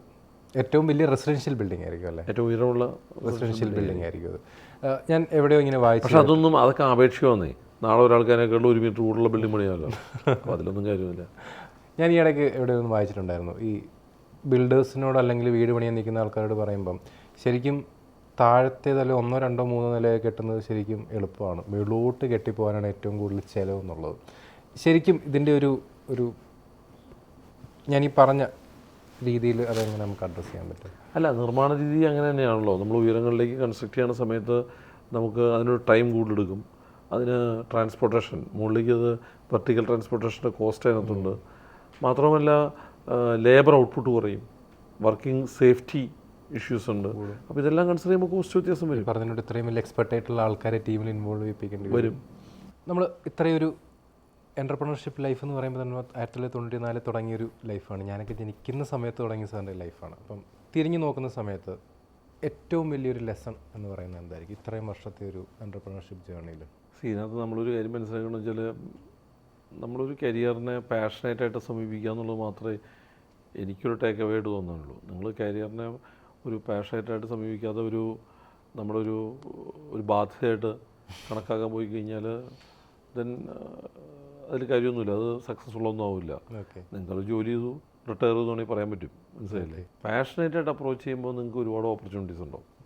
കാരണം നിങ്ങൾ always will lookin for new avenues, new opportunities, അല്ലേ? അപ്പോൾ അത് നിങ്ങളെ പല സ്ഥലത്തേക്ക് കൊണ്ടുപോകും. എന്ന് വെച്ചാൽ നിങ്ങൾ തൃപ്തനാണോ എന്നൊന്നും പറയാൻ പറ്റുന്നില്ല. കാരണം എന്നെ സംബന്ധിച്ചിടത്തോളം എനിക്ക് അങ്ങനത്തെ ഒരു വലിയ അച്ചീവ്മെൻ്റ് ഒന്നും ചെയ്തിട്ട് എനിക്ക് ഇപ്പോഴും തോന്നിയിട്ടൊന്നുമില്ല. അങ്ങനെ നമ്മൾ ചെയ്തിട്ടൊന്നുമില്ല. നമ്മളാ വളരെ പാഷനേറ്റായിട്ടും സത്യസന്ധമായിട്ടും കാര്യങ്ങൾ ചെയ്യാൻ ശ്രമിച്ചു എന്നുള്ളതിനപ്പുറത്ത് അതിന് ഒരു പ്രതിഫലം എന്നുള്ള അല്ലെങ്കിൽ ചിലപ്പോൾ ഒരു പക്ഷേ കസ്റ്റമേഴ്സ് നമ്മുടെ ബ്രാൻഡിന് തരുന്ന റെസ്പെക്റ്റ് ഉണ്ടെന്നുള്ളതിനപ്പുറത്ത് വേറൊന്നും അതിനകത്ത് നമുക്ക് അഹംഭവിക്കാനായിട്ടുള്ളതായിട്ട് എനിക്ക് തോന്നിയിട്ടില്ല. കാരണം ഇതിനേക്കാളൊക്കെ എത്രയോ ആൾക്കാർ ഇതിന് നന്നായിട്ട് ബിസിനസ് ചെയ്യുന്നുണ്ട്. അസറ്റ് ഹോംസ് ഒന്നും അല്ലല്ലോ ലോകത്തിലെ ഏറ്റവും മികച്ച റിയൽ എസ്റ്റേറ്റ് കമ്പനി, ഒരിക്കലുമല്ല. കേരളത്തിൽ പോലും ആയിരിക്കില്ല. What I am saying is നമുക്ക് അതിനുള്ള ഇനിയും ഒരുപാട് കാര്യങ്ങൾ ചെയ്യാനായിട്ടുള്ള അവസരങ്ങളുണ്ടെന്നുള്ളതാണ് അത് നമ്മൾ മനസ്സിലാക്കുന്നത്. നമുക്ക് ഇനിയും ഇമ്പ്രൂവ് ചെയ്യാനുള്ള ഒരുപാട് സാധ്യതകളുണ്ട്, നമുക്ക് ഇനിയും വളരാനുള്ള ഒരുപാട് സാധ്യതകളുണ്ട്. അതിന് വേണ്ടിയിട്ട് പ്രയത്നിച്ചുകൊണ്ടിരിക്കേണ്ടി വരും. ഒരു 50 വർഷം കൂടെ കഴിഞ്ഞ് കഴിഞ്ഞാൽ അസറ്റ് ഹോംസ് എന്തായിട്ട് ഓർക്കപ്പെടണമെന്നായിരിക്കും സാറിൻ്റെ ഒരു? അസറ്റ് ഹോംസിനെ നമ്മൾ വളർത്തിക്കൊണ്ടുവരാനായിട്ട് ശ്രമിച്ചതും ഇപ്പോഴും ചെയ്തുകൊണ്ടിരിക്കുന്നതും ഇൻസ്റ്റിറ്റ്യൂഷണലൈസ് ചെയ്യാനാണ്. അസറ്റ് ഹോംസ് ഒരു പ്രോഫിറ്റ് മേക്കിംഗ് സ്ഥാപനത്തിനപ്പുറത്ത് നേരത്തെ പറഞ്ഞ പർപ്പസ് ഡ്രിവനായിട്ടുള്ള ബിസിനസ് ചെയ്യുന്ന സ്ഥാപനത്തിനും അപ്പുറത്ത് പ്രോഫിറ്റ് ഡ്രിവനും പർപ്പസ് ഡ്രിവനും പവർ ഡ്രിവനും ഒന്നും അല്ലാതെ അതൊരു ഇൻസ്റ്റിറ്റ്യൂഷണലൈസ് ചെയ്യപ്പെടുന്ന സ്ഥാപനമാണെന്നാണ് ആഗ്രഹിച്ചത്. ഇൻസ്റ്റിറ്റ്യൂഷണലൈസ് ചെയ്യപ്പെടുന്ന സ്ഥാപനം എന്ന് പറഞ്ഞാൽ people should actually look at you as a company which do only right things. ശരിയായിട്ട് എങ്ങനെ ചെയ്യണം എന്നുള്ളത് നോക്കാനായിട്ട്, എൻ്റെ ഇത് ഫ്ലാറ്റ് മേടിക്കാനല്ല, ശരിയായിട്ട് എങ്ങനെയാണ് ഒരു കാര്യം ചെയ്യേണ്ടത് എന്ന് നോക്കാനായിട്ട് നമ്മൾ റെഫർ ചെയ്യപ്പെടണം. കുറച്ചും കൂടെ എളുപ്പത്തിൽ നിങ്ങൾക്ക് മനസ്സിലാക്കാൻ വേണ്ടി പറയും. ഈ ബ്രാൻഡിൻ്റെ പേര് ഞാൻ ഉപയോഗിക്കുന്നതിൽ വിഷമമുള്ളവരും ഇല്ലാത്തവരുണ്ടാവും. പക്ഷേ ഞാൻ പറയാം, ഇപ്പോൾ നമ്മൾ ആയുർവേദ രംഗത്താണെന്നുണ്ടെങ്കിൽ ഒരുപാട് ആയുർവേദ സ്ഥാപനങ്ങളുണ്ട് കേരളത്തിൽ. കേരളം ആയുർവേദത്തിൻ്റെ നാടാണെന്ന് നമ്മൾ പറയാറുണ്ട്. പക്ഷേ കോട്ടക്കൽ ആയുർവേദ്യശാലയും മറ്റുള്ള ബ്രാൻഡുകളെയും ആൾക്കാർ കാണുന്നത് രണ്ട് രീതിയിലാണ്. കോട്ടക്കൽ ആയുർവേദ്യശാല എന്ന് പറയുന്നതല്ല ഏറ്റവും പ്രോഫിറ്റ് ഉണ്ടാക്കുന്ന സ്ഥാപനം. കോട്ടക്കൽ ആയുർവേദ്യശാല എന്നുള്ള സ്ഥാപനമല്ല ഏറ്റവും പവർ സെൻട്രിക് ആയിട്ടുള്ള സ്ഥാപനം. കോട്ടക്കൽ ആയുർവേദ്യശാല ഒരു ഇൻസ്റ്റിറ്റ്യൂഷനാണ്. അതിനെ ആൾക്കാർ കാണുന്നത് ഒരു എന്താ പറയുക, തെറ്റ് പറ്റാത്തൊരു സ്ഥലമായിട്ട്, അല്ലെങ്കിൽ ശരി മാത്രം ചെയ്യുന്നൊരു സ്ഥലമായിട്ട് ആയിരിക്കാം. അല്ലെങ്കിൽ ഇതിനെ ഒരു ഏറ്റവും ധാർമ്മികതയോട് കൂടിയിട്ട് ബിസിനസ് ചെയ്യുന്നൊരു സ്ഥാപനമായിട്ടായിരിക്കാം. അവരും ബിസിനസ് തന്നെയാണല്ലോ ചെയ്യുന്നത്, ആയിരിക്കാം. അതാണ് ഇൻസ്റ്റിറ്റ്യൂഷണലൈസ്ഡ് ബിസിനസ് എന്ന് പറയുന്നത്. അപ്പോൾ അത്തരം ഒരുപാട് ഉദാഹരണങ്ങൾ നമ്മൾ മാർക്കറ്റിൽ കാണാൻ കഴിയും. അസറ്റ് ഹോംസിനെ നമ്മൾ കാണുന്നതും അസറ്റ് ഹോംസ് ആവണം നമ്മൾ ആഗ്രഹിക്കുന്ന അത്തരം ഒരു ഇൻസ്റ്റിറ്റ്യൂഷനായിട്ടാണ്. അതായത് നമ്മൾ ശരികൾക്ക് വേണ്ടിയിട്ട് ആൾക്കാരെ അന്വേഷിക്കുന്നൊരു സ്ഥലമായിട്ടാവാം. ചിലപ്പോൾ പക്ഷേ നമ്മുടെ ഫ്ലാറ്റിൻ്റെ പ്ലാൻ കണ്ടിട്ട് ഇതുപോലത്തെ പ്ലാൻ ഉണ്ടോ എന്ന് ചോദിച്ചിട്ട് വേറെ ആൾക്കാരിൽ നിന്ന് പ്ലാൻ മേടിച്ചേക്കാം, ഫ്ലാറ്റ് മേടിച്ചേക്കാം. മനസ്സിലായില്ലേ? അപ്പോൾ തെറ്റുകൾ സംഭവിക്കാത്ത ശരികളിലൂടെ മാത്രം സഞ്ചരിക്കുന്ന ഇൻസ്റ്റിറ്റ്യൂഷണലൈസ്ഡ് ആയിട്ടുള്ള സ്ഥാപനമായിട്ട് അസറ്റ് ഹോംസിനെ മാറ്റണം എന്നുള്ളതാണ് ഞങ്ങളുടെ ലോങ് ടൈം മിഷൻ. ഫ്യൂച്ചറിൽ ബിസിനസ്സിലോട്ട് വരാൻ നിൽക്കുന്ന, അല്ലെങ്കിൽ ഇപ്പോൾ ബിസിനസ്സിലോട്ട് വരുന്ന ന്യൂ ആയിട്ട് വരുന്ന ആൾക്കാരോട് എന്താണ് പറയാനുള്ളത്? What will be your one message? ഒറ്റ വാക്കിൽ പറയുകയാണെന്നുണ്ടെങ്കിൽ നിങ്ങൾക്ക് ഇഷ്ടമുള്ള കാര്യങ്ങൾ മാത്രം ചെയ്യുന്ന ബിസിനസ്സായിരിക്കണം നിങ്ങൾ ചെയ്യേണ്ടത്. അത് നിങ്ങൾക്ക് പാഷനേറ്റ് അല്ല എന്നുണ്ടെങ്കിൽ, നിങ്ങൾക്ക് അതിനോടൊരു ആത്യന്തികമായിട്ട് അടുപ്പമില്ല എന്നുണ്ടെങ്കിൽ ആ ബിസിനസ് പ്രോഫിറ്റ് ഉണ്ടാക്കാൻ വേണ്ടി മാത്രമായിട്ട് ചെയ്തത്. ഇപ്പോൾ നമ്മൾ ദുബായിൽ കാണുന്നൊരു ട്രെൻഡ് എന്ന് വെച്ചാൽ, ദുബായിൽ ഒരുപാട് ആൾക്കാർ, ഒരുപാട് മലയാളികൾ ബിൽഡർമാരുണ്ട്. അവരാരും നാട്ടിൽ ബിൽഡർമാരൊന്നുമല്ല, അവർ ദുബായിൽ ബിൽഡറാണ്. അതിൻ്റെ കാരണം എന്ന് വെച്ചാൽ they are finding an opportunity there. ഒരു ലാഭം ഉണ്ടാക്കാനുള്ള സമയം കണ്ടെത്തിയിട്ടുണ്ട്, ഇപ്പോൾ കുറച്ച് രണ്ട് പ്രൊവൈഡ് ചെയ്യാം എന്ന് വിചാരിച്ചാണ്. അപ്പോൾ മറ്റുള്ള അങ്ങനെ ചെയ്യുകൊണ്ട് തെറ്റൊന്നുണ്ടെന്ന് ഞാൻ പറയില്ല. They can do that. കാരണം അത് ഒരുപാട് പേർക്ക് ജോലി കൊടുക്കുന്നുണ്ട്, ശരിയല്ലേ? ഒരുപാട് വെൽത്ത് ക്രിയേഷൻ സംഭവിക്കുന്നുണ്ട്, ഒരുപാട് പേരുടെ നീഡ് അഡ്രസ്സ് ചെയ്യുന്നുണ്ട്, ഇതൊക്കെ ശരി തന്നെയാണ്. പക്ഷേ എന്നിരുന്നാൽ പോലും ഈ നമ്മൾ കാണുന്നൊരു വേയിൽ, ഒരു ഇൻസ്റ്റിറ്റ്യൂഷണലൈസ്ഡ് വേ എന്നൊക്കെ പറയുന്ന പോലത്തെ വേയ്ക്ക് അവിടെ സ്ഥാനമൊന്നുമില്ല. അപ്പോൾ അവിടെ നമ്മൾ പറയുന്നതെന്ന് വെച്ച് കഴിഞ്ഞാൽ, ഒരു അത്തരം ആൾക്കാരും സമൂഹത്തിലുണ്ടാവും, അത്തരം ബിസിനസ്സുകളും സമൂഹത്തിൽ റൺ ചെയ്യപ്പെടുന്നുണ്ടാവും. പക്ഷെ അതിൽ നിന്നൊരു വ്യത്യസ്തമായിട്ട് മാറി നിൽക്കാനുള്ള വഴി നമ്മൾ കണ്ടെത്തേണ്ടിയിരിക്കുന്നു. പാഷൻ ഡ്രിവൺ ആയിരിക്കണം എപ്പോഴും ബിസിനസ്. അല്ല, അതാണ് പുതിയ ആൾക്കാരോട് പറയാനുള്ള കാര്യം. അപ്പോൾ പുതിയ ആൾക്കാർ എപ്പോഴും ചെയ്യേണ്ടതെന്ന് വെച്ചാൽ, ഒരു സോഷ്യൽ നീഡിനെ അഡ്രസ്സ് ചെയ്യുന്ന ബിസിനസ്സേ ചെയ്യാവൂ, ഒന്നാമത്തെ കാര്യം. രണ്ടാമത്തെ കാര്യം, ഇതിൽ നമ്മളൊരു എന്താണ് പ്രയോറിറ്റി എന്ന് ചോദിക്കുമ്പോൾ there should be a clean purpose to do that. അത് രണ്ടാമത്തെ കാര്യം. മൂന്നാമത്തെ കാര്യം, നാലാമത്തൊരു പി എന്ന് വിചാരിച്ചോളൂ. പവറും പ്രോഫിറ്റും പർപ്പസും ഒക്കെ കഴിഞ്ഞിട്ട് there should B passion also. Okay. ഈ പാഷൻ്റെ കേസ് പറഞ്ഞുകൊണ്ട് ഞാൻ ജസ്റ്റ് ചോദിക്കുകയാണ്, ഈ പാഷനിൽ പല ആൾക്കാരും കൺഫ്യൂസ്ഡ് ആണ്. ഇതാണോ എൻ്റെ പാഷൻ, ഞാനിത് ബിസിനസ്സായി കൊണ്ടുവരണോ? ശരിക്കും ഒരാൾ പാഷൻ എങ്ങനെയാണ് കണ്ടുപിടിക്കേണ്ടത്? പാഷൻ ബിസിനസ് ആക്കാമെന്നുള്ള ഒരു തോട്ട് വരേണ്ടത് എപ്പോഴാണ്? എൻ്റെ അടുത്ത് പല ആൾക്കാരും ചോദിക്കാറുള്ളൊരു ചോദ്യമാണ്. അല്ല, അത് സ്വയം മനസ്സിലാക്കാനേ സാധിക്കുള്ളൂ, വേറെ ആർക്കും പറഞ്ഞു കൊടുക്കാനൊന്നും പറ്റൊന്നുമില്ല. ഓക്കെ. അത് കണക്ട് ചെയ്യാവുന്നൊരു സ്ഥലം എന്ന് വെച്ചാൽ നിങ്ങളുടെ ഡ്രീംസ് ആയിട്ടാണ്. ഓക്കെ. ചില സ്വപ്നങ്ങൾ നിങ്ങളെ ഉറങ്ങാൻ അനുവദിക്കില്ലല്ലോ. കറക്റ്റ്. ആ സ്വപ്നങ്ങളാണ് ശരിക്കും നിങ്ങളുടെ പാഷൻ. ഓക്കെ. നിങ്ങൾ സുഖമായിട്ട് ഉറക്കത്തിൽ കാണുന്ന സ്വപ്നം പാഷനല്ല. അത് ഈ വയലാറിൻ്റെ ഒരു പാട്ടിൻ്റെ അവസാനം പറയുന്നുണ്ട്, സ്വപ്നങ്ങൾ ആപാദരമണീയമാകണമെന്ന്. ഉറങ്ങാൻ സമ്മതിക്കാതല്ല വേണ്ട, പുള്ളി പറഞ്ഞ അതിനും അപ്പുറത്താണ്. അതായത് ഈ സ്വപ്നം കൊണ്ട് അങ്ങ് ഒരു രക്ഷയിലുണ്ടായി പോകണം, അതാണ് ഈ ആപാദരമണീയമാണെന്ന് പറഞ്ഞത്. അപ്പോൾ സ്വപ്നങ്ങൾ ആപാദരമണീയമാണെന്ന് പറഞ്ഞത് തന്നെയാണ് അബ്ദുൽ കലാമും പറഞ്ഞത്. നിങ്ങൾ ഉറങ്ങാൻ അനുവദിക്കാത്ത കാര്യങ്ങളാണ് നിങ്ങളുടെ സ്വപ്നം. അത്തരം സ്വപ്നം ഉണ്ടെങ്കിൽ നിങ്ങൾ പാഷനായിട്ടാവും. ഓക്കെ. സ്വപ്നത്തിൻ്റെ കാര്യം പറഞ്ഞുകൊണ്ട് last and final question, Sunil സാറിൻ്റെ അടുത്തൊരു 30 വർഷത്തെ സ്വപ്നം എന്തായിരിക്കും? മനുഷ്യൻ്റെ ഏറ്റവും വലിയ സ്വപ്നം വീടുണ്ടാവുക എന്നുള്ളതാണ്. മലയാളിയുടെ ഏറ്റവും വലിയ സ്വപ്നവും വീടുണ്ടാവുക എന്നുള്ളതാണ്. ആ സ്വപ്നങ്ങളാണ് ഞങ്ങൾ തീർത്തു കൊടുത്തുകൊണ്ടിരിക്കുന്നത്, ആ സ്വപ്നങ്ങളാണ് ഞങ്ങൾ സാക്ഷാത്കരിക്കുന്നത്. മനസ്സിലായില്ലേ? അപ്പോൾ ഇപ്പോൾ അതിലൊരു പാട്ടുണ്ട്, ഈ സ്വപ്നങ്ങൾ അലങ്കരിക്കും ഞങ്ങളുടെ വീട് കണ്ട് സ്വർഗം നാണിക്കുന്നു എന്ന് പറഞ്ഞൊരു മലയാളം പാട്ടുണ്ട്. അപ്പോൾ സ്വപ്നങ്ങളാണ് ശരിക്കും മലയാളികളെ അല്ലെങ്കിൽ മനുഷ്യനെ വീടുകളിലേക്ക് ചേക്കേറാനായിട്ട് പ്രേരിപ്പിക്കുന്നത്. അവൻ്റെ സ്വപ്നങ്ങളുടെ സാക്ഷാത്കാരമാണ് വീടെന്നുണ്ട്. അപ്പോൾ അത്തരം സ്വപ്നങ്ങൾ സാക്ഷാത്കരിച്ചു കൊടുക്കുന്ന ആൾക്കാരാണ് നിർമ്മാതാക്കൾ, ബിൽഡർമാർ. അപ്പോൾ അത്തരം സ്വപ്നങ്ങൾ സാക്ഷാത്കരിക്കാൻ സാധിക്കുക എന്നുള്ളതാണ് ഞങ്ങളുടെ സ്വപ്നം. ഓക്കെ. അപ്പോൾ ഒരു 1.5 മണിക്കൂറോളം നമ്മൾ സാറുമായിട്ട് സ്പെൻഡ് ചെയ്തു. ഈ വീഡിയോ കാണുന്ന എല്ലാവർക്കും മനസ്സിലായി കാണും, ഇത് എൻ്റെ കുറേ സംശയങ്ങളും എനിക്ക് ഇനിയും ഉണ്ട് കുറേ സംശയങ്ങൾ. അത് ഇനി വഴിയെ കുറച്ച് അടുത്തൊരു എപ്പിസോഡിൽ മേ ബി നമുക്കത് കവർ ചെയ്യാം. അപ്പം സാറ് ടൈം എൻജോയ് ചെയ്തെന്ന് വിചാരിക്കുന്നു. ഈ വീഡിയോ കാണുന്ന ആൾക്കാരോട് എന്താണ് പറയാനുള്ളത്? ലൈക്ക് ഒരു ജനറൽ മെസ്സേജ് എന്നുള്ള രീതിയിൽ എന്തെങ്കിലും പറയാനുണ്ടോ? ഈ വീഡിയോ കണ്ട് ബോറടിക്കണം എന്നുണ്ടെന്നുണ്ടെങ്കിൽ കൃത്യമായിട്ട് സുനിലിനെ വിളിച്ച് പറയണം, അത് ഇങ്ങനത്തെ ബോറ് പരിപാടി തിരിക്കാൻ ചെയ്യരുതെന്നുള്ളത്. ഓക്കെ. പക്ഷേ എനിക്ക് തോന്നുന്നത് ഞാൻ പറഞ്ഞതെന്ന് വെച്ചാൽ ഈ ഇന്നത്തെ കാലഘട്ടത്തിൽ ആൾക്കാർ എൻജോയ് ചെയ്യുന്നൊരു മീഡിയമാണ് ഈ യൂട്യൂബ് എന്ന് പറയുന്നതും അല്ലെങ്കിൽ ഈ പറഞ്ഞ പോലത്തെ റീലുകളൊക്കെ എൻജോയ് ചെയ്യുന്നൊരു മീഡിയമാണ്. അവിടെ കണ്ടൻറ് റിച്ച് ആവാനായിട്ട് ശ്രമിക്കുക എന്നുള്ളതാണ് നമ്മൾ ശ്രമിക്കുന്നത്. കണ്ടൻറ് ഇല്ലെങ്കിൽ അത് കാര്യമില്ല, കാരണം ആ ഒരു ടെമ്പററി ആയിട്ട് മാത്രം നിലനിന്ന് പോകും. ഇത് റിപ്പീറ്റ് ചെയ്ത് കാണപ്പെടുകയും റെഫർ ചെയ്ത് കാണപ്പെടുകയും ചെയ്യുമ്പോഴാണ് നമ്മുടെ ഉദ്യമം വിജയിക്കുന്നത്. അപ്പോൾ അത്തരമൊരു അംശം നിങ്ങൾക്ക് കാണുന്നവർക്ക് തോന്നുന്നുണ്ടെന്നുണ്ടെങ്കിൽ അത് റെഫർ ചെയ്യണം, അത് കൂടുതൽ ആൾക്കാരിലേക്ക് എത്തിക്കണം, അത് വീണ്ടും കാണാൻ ശ്രമിക്കണം. ഞങ്ങളുടെ തെറ്റുകൾ തിരുത്താനായിട്ട് കമൻറ്റ് ബോക്സിൽ അറിയിക്കണം. അപ്പോൾ ഞങ്ങളുടെ തെറ്റുകളും ശരികളും എല്ലാം നിങ്ങൾ കമൻറ്റ് ബോക്സിൽ അറിയിക്കുക. അടുത്തൊരു എപ്പിസോഡിൽ വേറൊരു ഗസ്റ്റായിട്ട് നമുക്ക് ഉടനെ കാണാം.